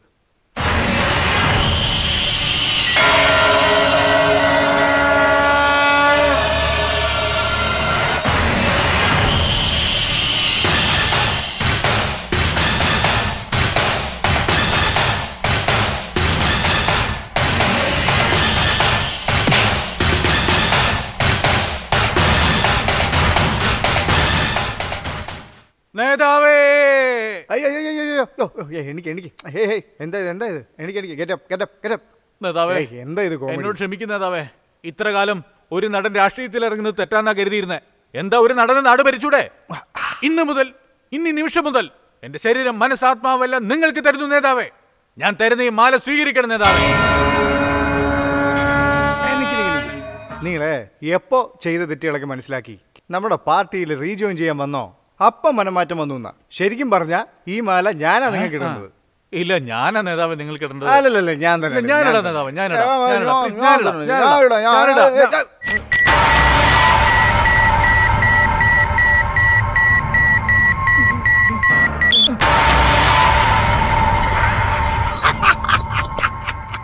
മോനെ നീ വന്നുടനെ മാല ഇടുന്നു വെച്ചോ, ഞാൻ ക്ലോസ്. പക്ഷെ നീ അത് ചെയ്യാതെ ഒരു നീളത്തിൽ ഡയലോഗ് അടിച്ചില്ലേ, ശരീരം മനസ്സ് ആത്മാവെന്നൊക്കെ, അപ്പോഴാ നിന്റെ കളി മനസ്സിലായി. ഒരു നടൻ നാട് ഭരിക്കുന്ന എനിക്ക് സമ്മതിക്കാൻ പറ്റില്ല. ഒരു നടൻ എന്ന് വെച്ചാൽ നിനക്ക് അത്രയ്ക്ക് നിസ്സാരക്കാരനാണോ? എവിടെ ഞങ്ങളെ പോലെ ഒരു 4 പേര് ഡയലോഗ് പറഞ്ഞ് ഏൽപ്പിച്ചേ. ഓ എന്താടാ വലിയ ഡയലോഗ്. സ്കൂളിൽ പഠിക്കുമ്പോൾ ഡ്രാമയിൽ ഞാനും കുറെ ഡയലോഗ് പറഞ്ഞിട്ടുണ്ട്.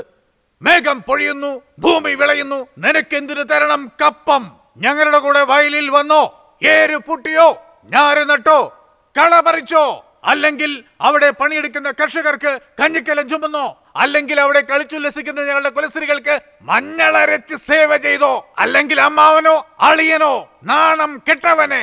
ഏയ് ഇത്രയല്ലുള്ളൂ ഡയലോഗ്. ഇതാണ് ഇത്ര വലിയ കാര്യം. എടാ ഇതൊക്കെ പഴയ കാലത്തെ സിനിമകളിലെ ചെറിയ ഡയലോഗാ. ഇന്നത്തെ കാലത്തെ ലേറ്റസ്റ്റ് പടങ്ങളിലെ വലിയ ഡയലോഗ് നിനക്ക് പറയാൻ പറ്റുമോ? ഞങ്ങൾ പറയാം, നോക്കിയോ. എങ്ങനെയുണ്ട് പറഞ്ഞ കേക്കട്ടെ. നേതാവേ, ഇത്ര നീളമുള്ള ഡയലോഗ് എനിക്ക് പറയാൻ പറ്റില്ല. ഇത് പഠിക്കണമെങ്കിൽ ഒരാഴ്ചയെങ്കിലും എനിക്ക് വേണം. ഇനി മേല നടന്മാരെ പറ്റി തെറ്റായ വാർത്ത കൊടുത്തേക്കരുത്. പിന്നെ വേറൊരു കാര്യം, സിനിമയുടെ പേരൊന്നും മാറ്റാൻ നിങ്ങൾ ഒരിക്കലും പറയാൻ പാടില്ലടാ. പാർട്ടിയുടെ പേര് മാറ്റാൻ ഞങ്ങൾ പറയുന്നുണ്ടോ? എന്തിനാ സാർ ഇവനോട് കണവണം സംസാരിക്കുന്നത്? പോലീസിനെ വിളിച്ചിട്ട് വധശ്രമത്തിന് കേസെടുത്താൽ ഇവന് അകത്തിടാൻ പറ.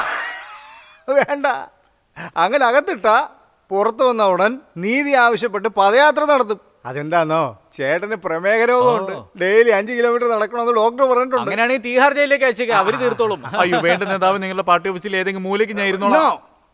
ഓരോ റേല് ഒരു കത്തിയേ പാടുള്ളൂ, അതേപോലെ ഒരു പാർട്ടിയിൽ ഒരു മണ്ടനേ പാടുള്ളൂ. ഇപ്പൊ തന്നെ സാറുണ്ട്, ഫോൺ വിളിക്കേ. Hello CBI.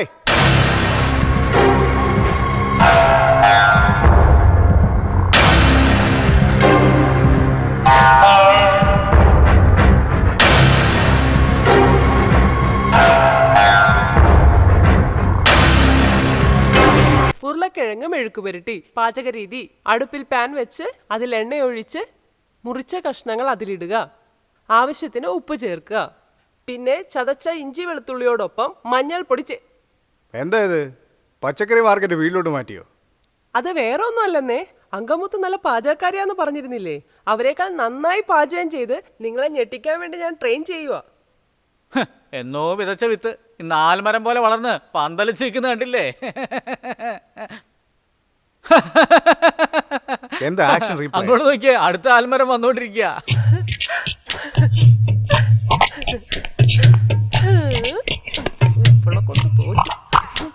നിനക്ക് തലയ്ക്ക് നല്ല സുഖമില്ലേ?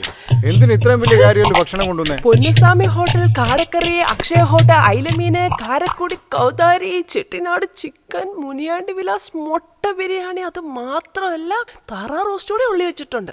മാറും മുരിങ്ങയില വറുത്ത്, പൊന്നാങ്ങണിയെ പൊരിച്ചിട്ട ഭർത്താക്കന്മാര് ഭാര്യമാരുടെ പിറകെ ചുറ്റി ചുറ്റി വരുമെന്ന് ഞാനും ബുക്കിൽ വായിച്ചിട്ടുണ്ട്. ഹലോ, ഈ ഇറച്ചി മീനും ഇല്ലാതെ ആണുങ്ങൾക്ക് ജീവിക്കാനേ പറ്റില്ല.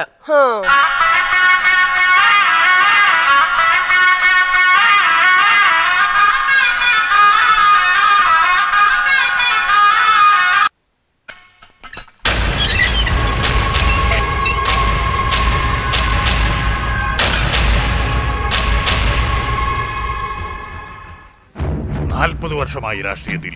എത്രയോ പഞ്ചായത്തുകളെ മുനിസിപ്പാലിറ്റി ആക്കിയിട്ടുണ്ട്, എത്രയോ മുനിസിപ്പാലിറ്റികളെ കോർപ്പറേഷൻ ആക്കിയിട്ടുണ്ട്, MLA-മാരെ മന്ത്രിയാക്കിയിട്ടുണ്ട്. പക്ഷെ നിങ്ങളെല്ലാരും കൂടി ഇന്നലെ വന്ന നടനെ വിശ്വസിച്ച് എന്റെ മുതുകിന് കുത്തിയില്ലേ? മന്ത്രിസ്ഥാനം കിട്ടുമെന്ന് വിശ്വസിച്ച് ഉണ്ടാക്കിയ സ്വത്തെല്ലാം അവനോണ്ട് കൊടുത്തില്ലേ? ഇപ്പോഴും ഒന്നും നഷ്ടപ്പെട്ടിട്ടില്ല. നിങ്ങൾ അവന് കൊടുത്ത പിന്തുണ പിൻവലിച്ച് എന്നെ CM ആക്ക്. അടുത്ത നിമിഷം ഞാൻ നിങ്ങളെ എല്ലാവരും മന്ത്രിയാക്കാം. ആരാരെ മന്ത്രിയാക്കാന്ന്? ഞങ്ങൾ ഇത് തെറ്റെല്ലാം മറന്ന് ക്ഷമിച്ച് നാളെ 14 പേർക്കും വകുപ്പ് വീതം വയ്ക്കാന്ന് പറഞ്ഞിരിക്കുക.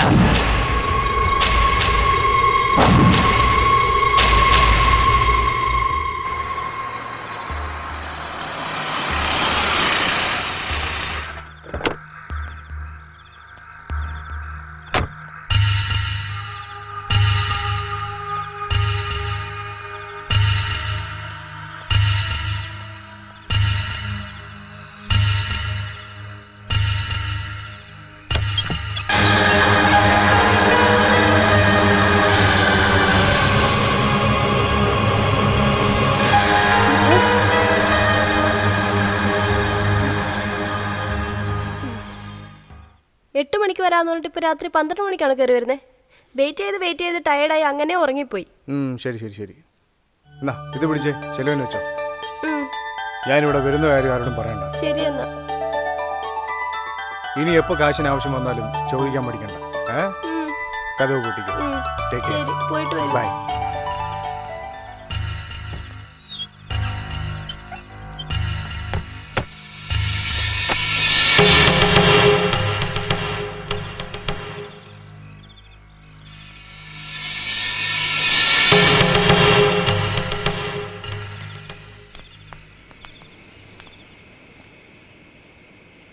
അവളെ നിങ്ങൾ എന്ത് പറഞ്ഞാ പറ്റിച്ചേ?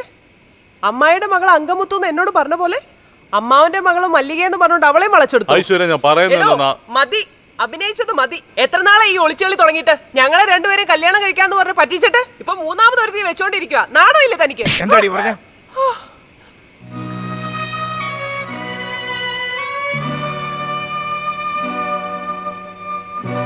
അവൾ ആരാണെന്നറിയാം നിങ്ങൾക്ക്? അവളും ഞാനും തമ്മിലുള്ള ബന്ധം എന്തെന്നറിയോ?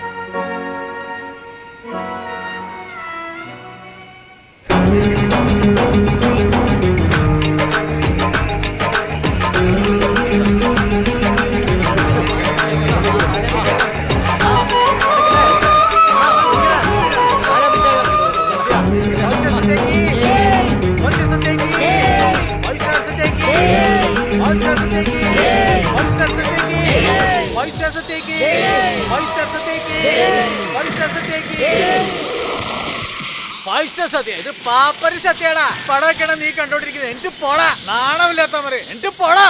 അണ്ണനെ പറ്റി എന്താ പറഞ്ഞേ? അണ്ണനെ ആരെങ്കിലും അറിയണോ നിനക്ക്?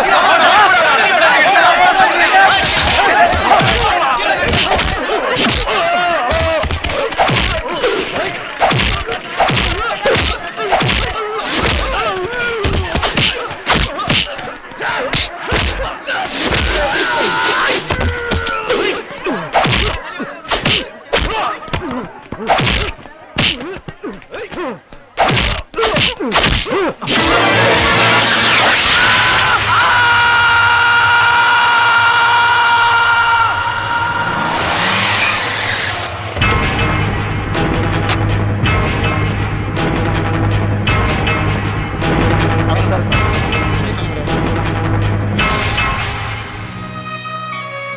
നമസ്കാരം അണ്ണാ.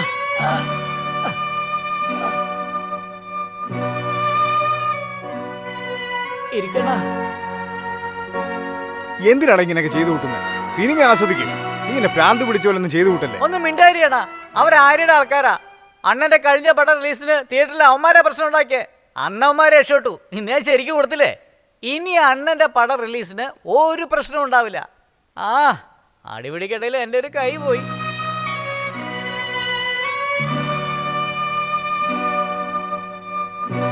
കൈ പോയതിൽ എനിക്കൊരു വിഷമമില്ല അണ്ണാ. ഇനി കട്ടൗട്ടിന്റെ മുകളിൽ പാലഭിഷേകം ചെയ്യാൻ പറ്റില്ലല്ലോ. പിന്നെ റിലീസിന്റെ അന്ന് സ്റ്റാറും കൊടിയൊന്നും കെട്ടാനും പറ്റില്ല. അതോർക്കുമ്പോ ഒരു വിഷമമുണ്ട്. നല്ല കാര്യം അണ്ണാ, വലത് കൈയിലേ പോയത്. ഇടത് കൈ പോയായിരുന്നെങ്കിൽ ഞാൻ മരിച്ചു പോയേനെ. എന്താന്നോ, ആ കയ്യിലെ അണ്ണന്റെ പേരുള്ളത്.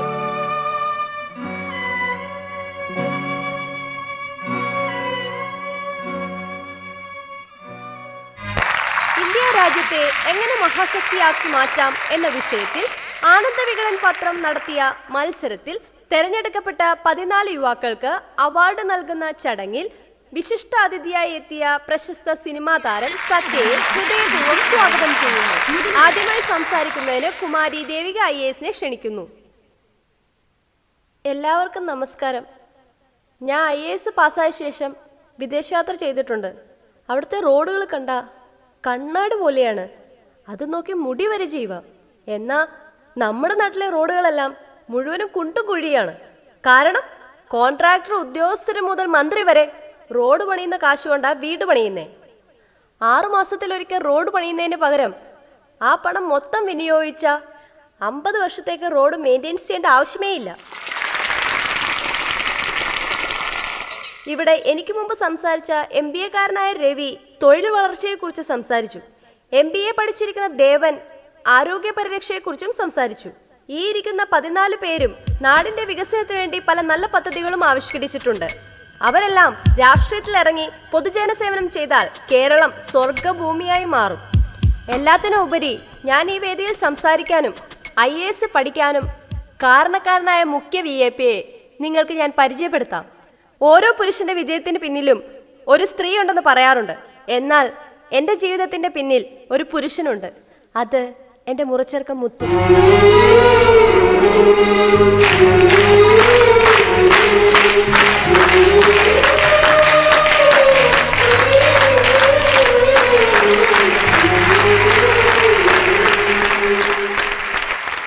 എനിക്ക് വേദിയിൽ നിന്ന് സംസാരിച്ച് പരിചയമൊന്നുമില്ല. കഞ്ചാവൊക്കെ അടിച്ച് വെള്ളം അടിച്ച് കറങ്ങി കിടക്കുകയായിരുന്നു. അങ്ങനെയുള്ള എന്നെ ഒരു മനുഷ്യനാക്കി മാറ്റിയത് അണ്ണൻ സത്യമാണ്. അണ്ണൻ്റെ സിനിമകൾ കണ്ടിട്ടാ ഞാൻ എൻ്റെ ദുശീലല്ല മാറ്റിയത്. എന്തിനധികം എൻ്റെ ദേവി IAS ആക്കിയതും അണ്ണൻ്റെ വളം കണ്ടിട്ടാ. അണ്ണൻ ഒരു പടത്തില് കഷ്ടപ്പെട്ട് ഓട്ടോ ഓടിച്ച് വണ്ടി വലിച്ച് അവർ പഠിക്കാണ്ട് അവരുടെ മുറപ്പെടിനെ പഠിപ്പിച്ച് ഡോക്ടറാക്കി. അതാണ് എൻ്റെ ഇൻസ്പിറേഷന്. അണ്ണനെ പറ്റി പറയാൻ തുടങ്ങി ഇങ്ങനെ പറഞ്ഞുകൊണ്ടേയിരിക്കും. വിദ്യാഭ്യാസത്തെ പറ്റി അണ്ണൻ ഒരു പടത്തിൽ പറഞ്ഞിട്ടുണ്ട്, വിദ്യാഭ്യാസം മനുഷ്യന്റെ 3ാം കണ്ണാണെന്ന്. എൻ്റെ മാത്രമല്ല, കുറേ പേരുടെ ജീവനെ അണ്ണൻ ഇങ്ങനെ മാറ്റിയിട്ടുണ്ട്. അതാണ് എൻ്റെ അണ്ണൻ.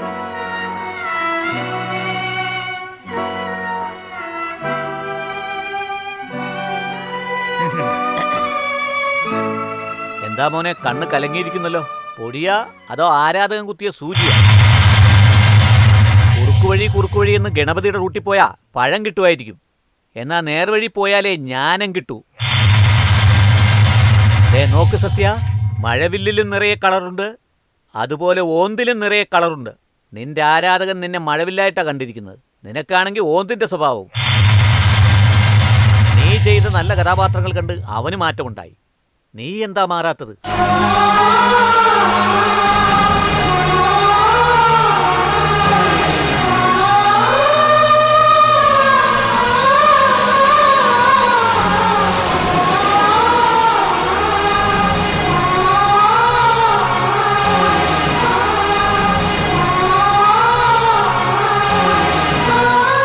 നമസ്കാരം അണ്ണാ. വാമുത്തു, അടുത്ത 15-ാം തീയതിയാണ് എൻ്റെയും ദേവിയുടെയും കല്യാണം. അണ്ണൻ മുന്നിൽ നിന്ന് നടത്തി തരണം. അണ്ണൻ തന്നെ താലി എടുത്തു തരണം. നോക്ക്, കുറിയിൽ പടലടിച്ചിട്ടുണ്ട്, പോസ്റ്റ് ഓടിക്കാൻ പറഞ്ഞിട്ടുണ്ട്. അല്ല ദേവി? അയ്യോ, 15-ന് നാട്ടിലില്ലല്ലോ, വിദേശത്ത് ഷൂട്ടിലായിരിക്കും ഞാൻ. എന്താ അണ്ണ പറഞ്ഞത്? അപ്പൊ എന്റെ കല്യാണത്തിന് വരില്ലെന്നാണോ? അയ്യോ, ഇതിനെന്തിനാ അപ്സെറ്റ് ആവുന്നേ മുത്തു? ഞാൻ ഷൂട്ട് കഴിഞ്ഞ് തിരിച്ചെത്തിയതിനു ശേഷം ഞാൻ നേരിട്ട് വീട്ടിൽ വന്ന് അണ്ണൻ വന്നില്ല, ഞാൻ കല്യാണം കഴിക്കില്ല. മുത്തു, നീ മിണ്ടായി. നിനക്ക് അമ്മയുണ്ട്, അച്ഛനുണ്ട്, അവരെല്ലാം കല്യാണത്തിന് വരില്ലേ? എനിക്ക് ആരാ ഉള്ളത്? എനിക്ക് എല്ലാം ഈ സത്യാണനാ. അണ്ണനൊന്ന് വരാൻ പറ്റുന്ന അന്ന് കല്യാണം നടത്താം. വരാൻ പറ്റില്ലെന്ന് പറയില്ല അണ്ണാ. മുത്തു, ഞാൻ പറയുന്നൊന്ന് കേക്ക്. ഞാൻ കാലില് വീണ് അപേക്ഷിക്ക. മുത്തുവിന്റെയും ദേവിയുടെയും കല്യാണ ഒരുക്കങ്ങൾ നടക്കുന്ന സമയം. അപ്പൊ ഞാൻ ഇലക്ഷനിൽ മത്സരിച്ച് ആ പാർട്ടി ജയിച്ചു. എൻ്റെ ആരാധകരെല്ലാം ആ വിജയം ഒരു വൻ ആഘോഷമാക്കി മാറ്റി. ഈ നാട് മുഴുവൻ നമ്മുടെ പാർട്ടിയുടെ വിജയത്തിന് കാരണം സത്യമാണെന്ന് റോഡ് സൈഡിലേക്ക് അവന്മാർ പോസ്റ്റ് ഇട്ടു. പത്രക്കാര്, TV മീഡിയ, ഇവരൊക്കെ ജനനായക മക്കൾ പാർട്ടിയുടെ വിജയത്തിന് കാരണം സത്യമാണെന്ന് ഉറപ്പിച്ച് പറഞ്ഞു കഴിഞ്ഞു. നോക്കിയേ, ഇതേ രീതിയിൽ മുന്നോട്ട് പോയാ നമ്മൾ പാർട്ടി പിളർത്തിയതുപോലെ അവനും നമ്മുടെ പാർട്ടി പിളർത്തും. നിർത്ത്. നമ്മുടെ സ്വന്തം നേതാവ് സത്യ, പാവങ്ങളുടെ ദൈവം സത്യ, നാളെയുടെ മുഖ്യമന്ത്രി സത്യ.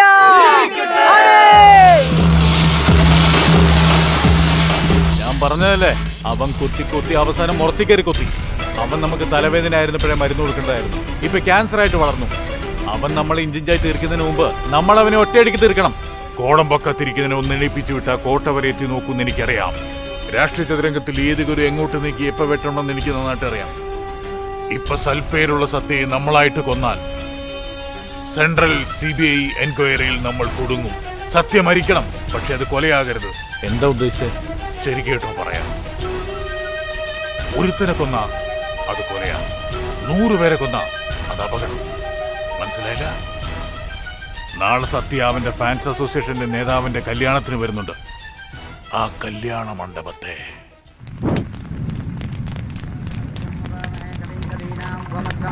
ജ്യേഷ്ഠരാജം ബ്രഹ്മണാം ബ്രഹ്മണസ്പദാന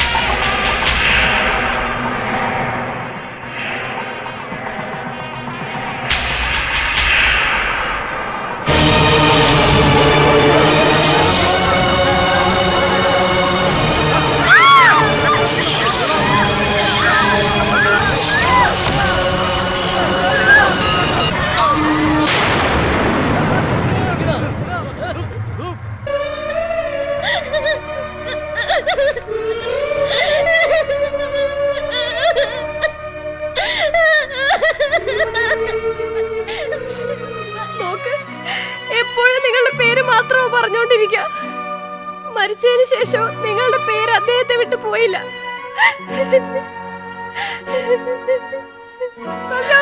വീഡിയോക്കാരൻ ക്യാമറയിലുള്ള ലൈറ്റിന്റെ മണ്ഡപം കത്തിച്ചു.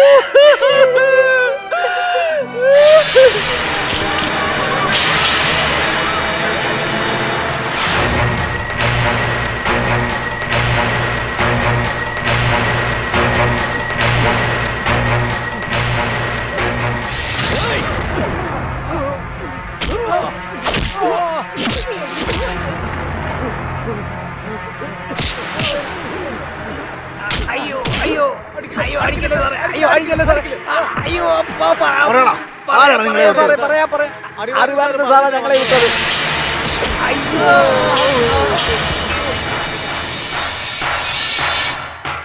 നീ എങ്ങോട്ടാ പോണേ? എൻ്റെ അടുത്ത് നല്ലവനെ പോലെ അഭിനയിച്ച് എന്നെ വെച്ച് ഇലക്ഷന് ജയിച്ച് എന്നെ കൊല്ലാനായിട്ട് പാവപ്പെട്ട നൂറുകണക്കിന് ആൾക്കാരെ കൊന്നില്ലേ? അവനെ കൊന്നാലേ എൻ്റെ ദേഷ്യം തീരൂ. ഇവിടെ ഒരു അറിവാനന്ദനല്ല, 100 അറിവാനന്ദനുണ്ട്. അത്രയും പേരെ നിനക്ക് കൊല്ലാൻ കഴിയുമോ? ഒരുപക്ഷെ നീ അവനെ കൊന്നിട്ട് ജയിലിൽ പോയാ എതിർ പാർട്ടിക്കാർ നിന്നെ പുറത്തു കൊണ്ടുവരും. അവരുടെ പാർട്ടിയിൽ നിന്നെ ചേർക്കും. പിന്നെ നിന്നെ വെച്ച് അവർ ഭരണം തിരിച്ചു പിടിക്കും.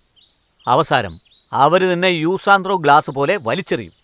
എന്താന്നാ, നീ രാഷ്ട്രീയത്തിൽ ഇറങ്ങിയവനാ. ഇനി തിരിച്ചുപോക്ക് സാധ്യമല്ല. മറ്റുള്ളവർ നിന്റെ പോപ്പുലാരിറ്റിയെ മിസ്യൂസ് ചെയ്യുന്നതിന് പകരം നിന്റെ പോപ്പുലാരിറ്റി നിനക്കെന്തുകൊണ്ട് ഉപയോഗിച്ചുകൂടാ? ഇപ്പോൾ നീ കാരണം ആ പാർട്ടി ജയിച്ചത്. അടുത്ത മുഖ്യമന്ത്രി ഞാൻ തന്നെ എന്നാണ് അറിവാനന്ദം വിചാരിച്ചിരിക്കുന്നത്. നീയൊന്ന് മനസ്സ് വെച്ചാ ആ MLA-മാരെയൊക്കെ വശത്താക്കിയിട്ട് മുഖ്യമന്ത്രിയായിട്ട് നിനക്ക് തന്നെ ആ കസേരയിലിരിക്കാം. സത്യ മുള്ളുകൊണ്ട് തന്നെ എടുക്കണം. രാഷ്ട്രീയക്കാരെ അവരെ റൂട്ടിൽ പോയി തന്നെ ജയിക്കണം. കള്ളന്മാര്, കൊള്ളക്കാര്, അഴിമതിക്കാര്, അങ്ങനെ നാട്ടിൽ അവർ ഒറ്റക്കൊറ്റക്കായുണ്ട്.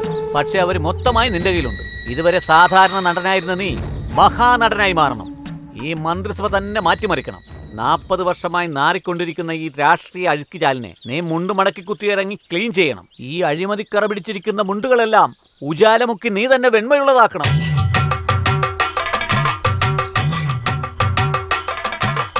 ഇതുവരെ നീ ചെയ്ത പാപങ്ങൾക്കെല്ലാം പ്രായശ്ചിത്തം ചെയ്യാൻ നിനക്കൊരു സുവർണ അവസരം വന്നിരിക്കുക. നീ കാശിക്ക് പോയാൽ നിനക്ക് മാത്രമാ പുണ്യം. പക്ഷേ രാഷ്ട്രീയത്തിലിറങ്ങിയ ഈ നാടിനാ പുണ്യം. നിന്റെ സ്വാർത്ഥതയ്ക്ക് വേണ്ടി നീ കുറുക്കുവഴിക്ക് പോയപ്പോഴൊക്കെ ഞാൻ തടുത്തിട്ടുണ്ട്. എന്നാൽ ഞാൻ ഇപ്പം പറയാ, പൊതുവായ നന്മയ്ക്ക് വേണ്ടി നീ കുറുക്കുവഴി തിരഞ്ഞെടുക്കുന്നതിൽ ഒരു തെറ്റുമില്ല. കാര്യം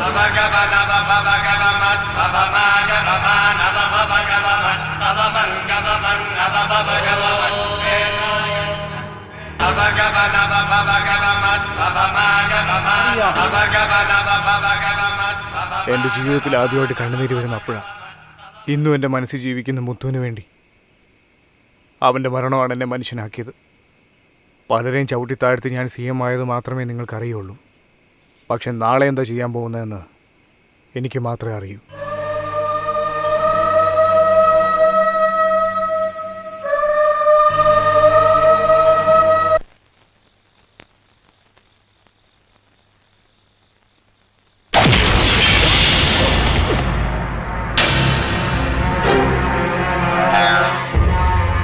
നാളെ നിന്റെ 14 പേര് സത്യപ്രതിജ്ഞ ചെയ്യാൻ പോവല്ലേ?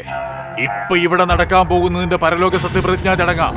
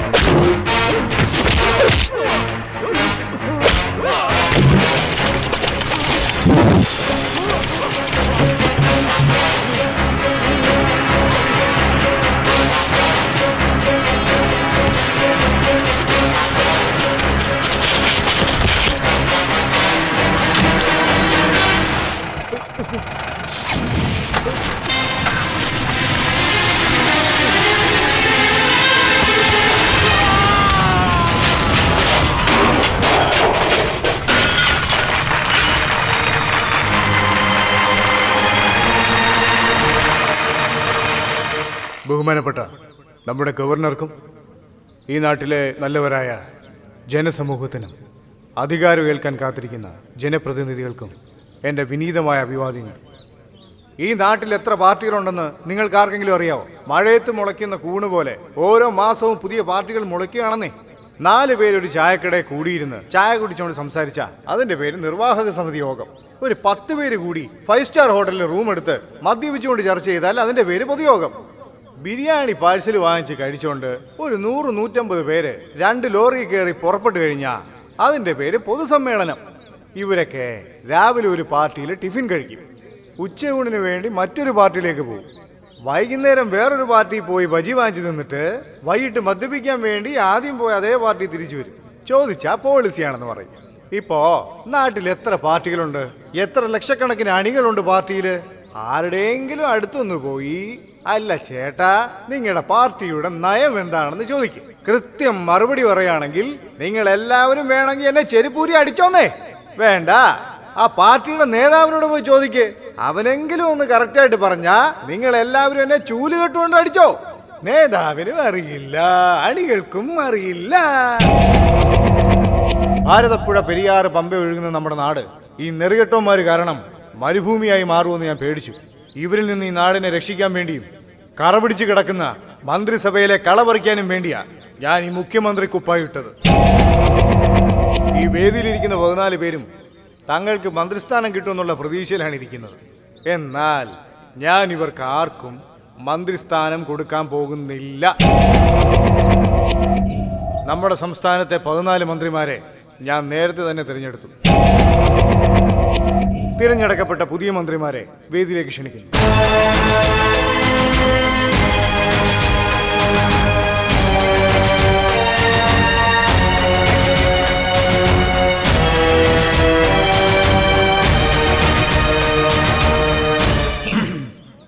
എന്താ നോക്കുന്നേ? 14 യുവാക്കളെ വേദിയിൽ കൊണ്ടു നിർത്തി ഞാൻ തിരഞ്ഞെടുത്ത മന്ത്രിമാർ ഇവരാണോ എന്ന് നിങ്ങൾ വിചാരിക്കുന്നുണ്ടാവും. ഇത് പെട്ടെന്നെടുത്ത തീരുമാനമല്ല. വിവിധ മേഖലയിൽ പ്രവർത്തിക്കുന്ന വിദഗ്ധർക്കുള്ള അവാർഡ് ദാന ചടങ്ങ് കുറച്ച് നാളുകൾക്ക് മുൻപ് മാതൃഭാഷ പത്രം നടത്തിയിരുന്നു. ആ ചടങ്ങിൽ വെച്ച് ഇവരുടെ പ്രസംഗം ഞാൻ കേട്ടു. ആ പ്രസംഗത്തിൽ ഒരു മനോവിഷമവും ആ മനോവിഷമത്തിലെ ഇന്ത്യയുടെ ഭാവി ഞാൻ അറിഞ്ഞു.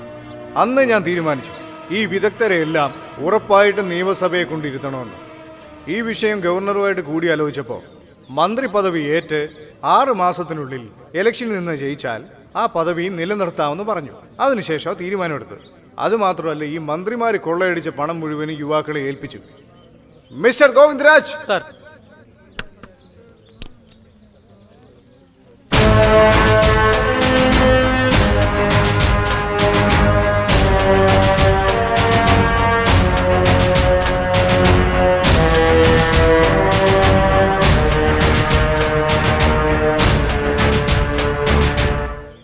കേരളത്തിൽ മൊത്തം 14 ജില്ലകളുണ്ട് സർ. എല്ലായിടത്തും ഞങ്ങളുടെ ടീം പോയി. എത്ര ഹൈവേ പണി തീർന്നു, എത്ര റോഡുകൾ പണിതുകൊണ്ടിരിക്കുന്നു, എത്ര റോഡിന് ഫണ്ട് മാറ്റിവെച്ചിരിക്കുന്നു, ആ ലിസ്റ്റ് ഫുള്ളി CD-യിലുണ്ട് സർ. എത്ര പാലം പണി പാതിവഴിയിലായി, എത്ര പാലങ്ങൾ കോൺട്രാക്ട് ശരിയില്ലാതെ ഇടിഞ്ഞു വീണിരിക്കുന്നു, എത്ര ഓവുചാലുകൾ മാലിന്യം നീക്കാതെ ഇട്ടിരിക്കുന്നു, ആ ഡീറ്റെയിൽസും ഈ CD-യിലുണ്ട് സർ. പൊതുപ്രവർത്തനം സാറെന്ന ഫണ്ട് കൊണ്ട് എല്ലാ ജോലികളും നടന്നുകൊണ്ടിരിക്കുക. 6 മാസത്തിനുള്ളിൽ അതെല്ലാം പൂർത്തിയാകും സർ. അതുമായി ബന്ധപ്പെട്ട file. Mister Govindaraj, MEM tech, civil engineer, 10 ദിവസം രാവും പകലും ഉറക്കമുളച്ച് ഈ സംസ്ഥാനത്തെ നിർമ്മാണ പ്രവർത്തനങ്ങളെല്ലാം ഈ 2 CD-യിലാക്കി കൊണ്ടുവന്നിരിക്കുക. ഇതിനു മുമ്പ് പൊതുമരാമത്ത് മന്ത്രിയായിരുന്ന മുനിയമ്മാൾ. മുനിയമ്മ, ഇങ്ങോട്ടൊന്ന് വന്നമ്മ.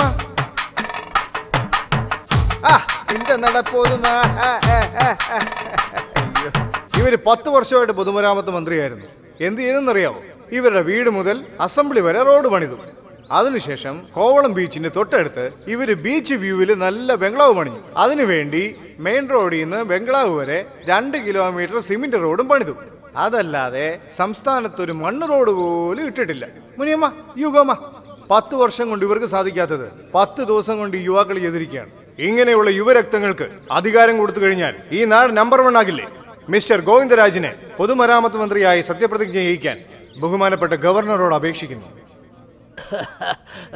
എന്താ നിങ്ങൾ കളിക്കുകയാണോ? ഞങ്ങളുടെ പ്രായവും അനുഭവം എന്താണെന്നൊന്നും നോക്കാതെ എന്തോ പുതിയ പരിപാടി വിപ്ലവം എന്നൊക്കെ പറഞ്ഞ് മീശ പോലും മുളക്കാത്ത പയ്യന്മാരെ മന്ത്രിമാരാക്കുന്നതിൽ എന്താ അർത്ഥം? നിങ്ങളുടെ പേരെന്തേട്ടാ? നെല്ലൈ സാരഥി, ആരോഗ്യ വകുപ്പ് മന്ത്രി. വയസ്സെത്ര? 81. എന്താ ഇതൊക്കെ? ഗവൺമെന്റ് സർവീസിൽ പോലും 58 വയസ്സിൽ റിട്ടയർമെന്റ് ആണ്. എന്നാൽ ഈ രാഷ്ട്രീയക്കാർക്ക് 81 വയസ്സായാൽ പോലും മേലിഞ്ഞുണങ്ങി അസ്ഥികൂടമായാലും ആ അധികാര കസേരയിൽ നിന്ന് എഴുന്നേൽക്കില്ല. ഏട്ടാ സത്യം പറയട്ടാ, നിങ്ങൾ അസംബ്ലി പോയതിനെക്കാട്ടി കൂടുതൽ ഹോസ്പിറ്റലിൽ പോയ ദിവസങ്ങളല്ലേ കൂടുതൽ. സത്യ, ദാ നോക്ക്, രാഷ്ട്രീയം എന്ന് പറഞ്ഞ അനുഭവങ്ങൾ ഉണ്ടാകണം. ഇന്നലെ വരെ വായി നോക്കി കിടന്ന പിള്ളേരെ അസംബ്ലിയിലേക്ക് പോയാലേ അതിൽ നാട് താങ്ങില്ല. സത്യ, താങ്ങില്ല. ഒന്ന് സ്റ്റോപ്പ് ചെയ്യട്ടാ. ഇന്നത്തെ കാലത്ത് യൂത്ത് പിള്ളേരൊക്കെ ബിയർ അടിക്കാനും പെൺകുട്ടികളെ കമന്റ് അടിക്കാനും മാത്രമേ കൊള്ളത്തുള്ളൂ എന്നാണ് നിങ്ങളുടെയൊക്കെ വിചാരം. എന്നാ അങ്ങനല്ല. ഒരു ഉദാഹരണം, ഒരു 20 വയസ്സുകാരിയും 60 വയസ്സുകാരനും ക്ഷേത്രത്തിൽ പോവാണെന്ന് വിചാരിക്കുക. ഈ 20 വയസ്സുകാരി കൃത്യമായിട്ട് പ്രാർത്ഥിക്കും. എന്താണെന്നറിയാവോ?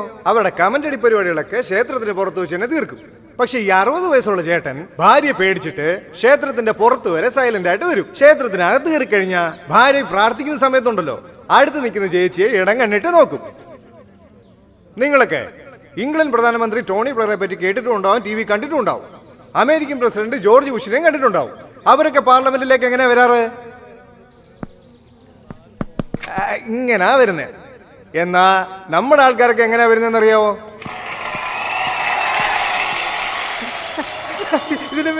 ഇതിന്റെ പേര് വാക്കിംഗ് എന്നല്ല, ഇതിന്റെ പേര് സ്റ്റാൻഡിങ്. ആരോഗ്യമേ ഇല്ലാത്ത ഇദ്ദേഹം ആരോഗ്യ വകുപ്പ് മന്ത്രിയായി ഇരിക്കുന്നതിന് പകരം ചുറുചുറുക്കുള്ള doctor Hariharan MBBS MD FRCS അവർകളെ ആരോഗ്യമന്ത്രിയായി സത്യപ്രതിജ്ഞ ചെയ്യിക്കുന്നതിന് ബഹുമാനപ്പെട്ട ഗവർണറോട് ഞാൻ താഴ്മയായി അപേക്ഷിക്കുന്നു. കണ്ടോ, മന്ത്രിസ്ഥാനം കൊടുത്തതിനു ശേഷം പോലും സംസ്ഥാനത്തൊരാൾ മുഖ്യമന്ത്രിയുടെ കാലിൽ സാഷ്ടാംഗം വീണിട്ടില്ലെങ്കിൽ അയാൾ ഈ നാടിന് എത്രമാത്രം സത്യസന്ധമായ സേവനം ചെയ്യും?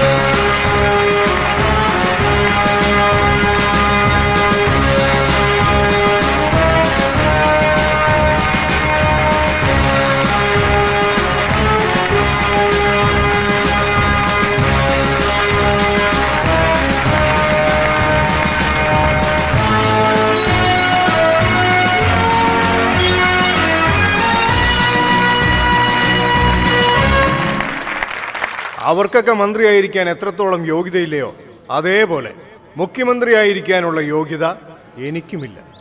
അതിനർഹതപ്പെട്ട ഒരാളെ ഞാൻ തിരഞ്ഞെടുത്തിട്ടുണ്ട്. അത് വേറെ ആരുമല്ല, ഈ അടുത്ത് കല്യാണ മണ്ഡപത്തിൽ തീപിടിച്ച് 100 കണക്കിന് ആളുകൾ മരിച്ചുപോയി. അത് നിങ്ങൾക്ക് ഓർമ്മയുണ്ടല്ലോ. അതിൽ കെട്ടാനിരുന്ന ചെക്കനെ നഷ്ടപ്പെട്ട് ഒറ്റമരമായി നിൽക്കുന്ന കുമാരി ദേവിക IAS അവരാണ്.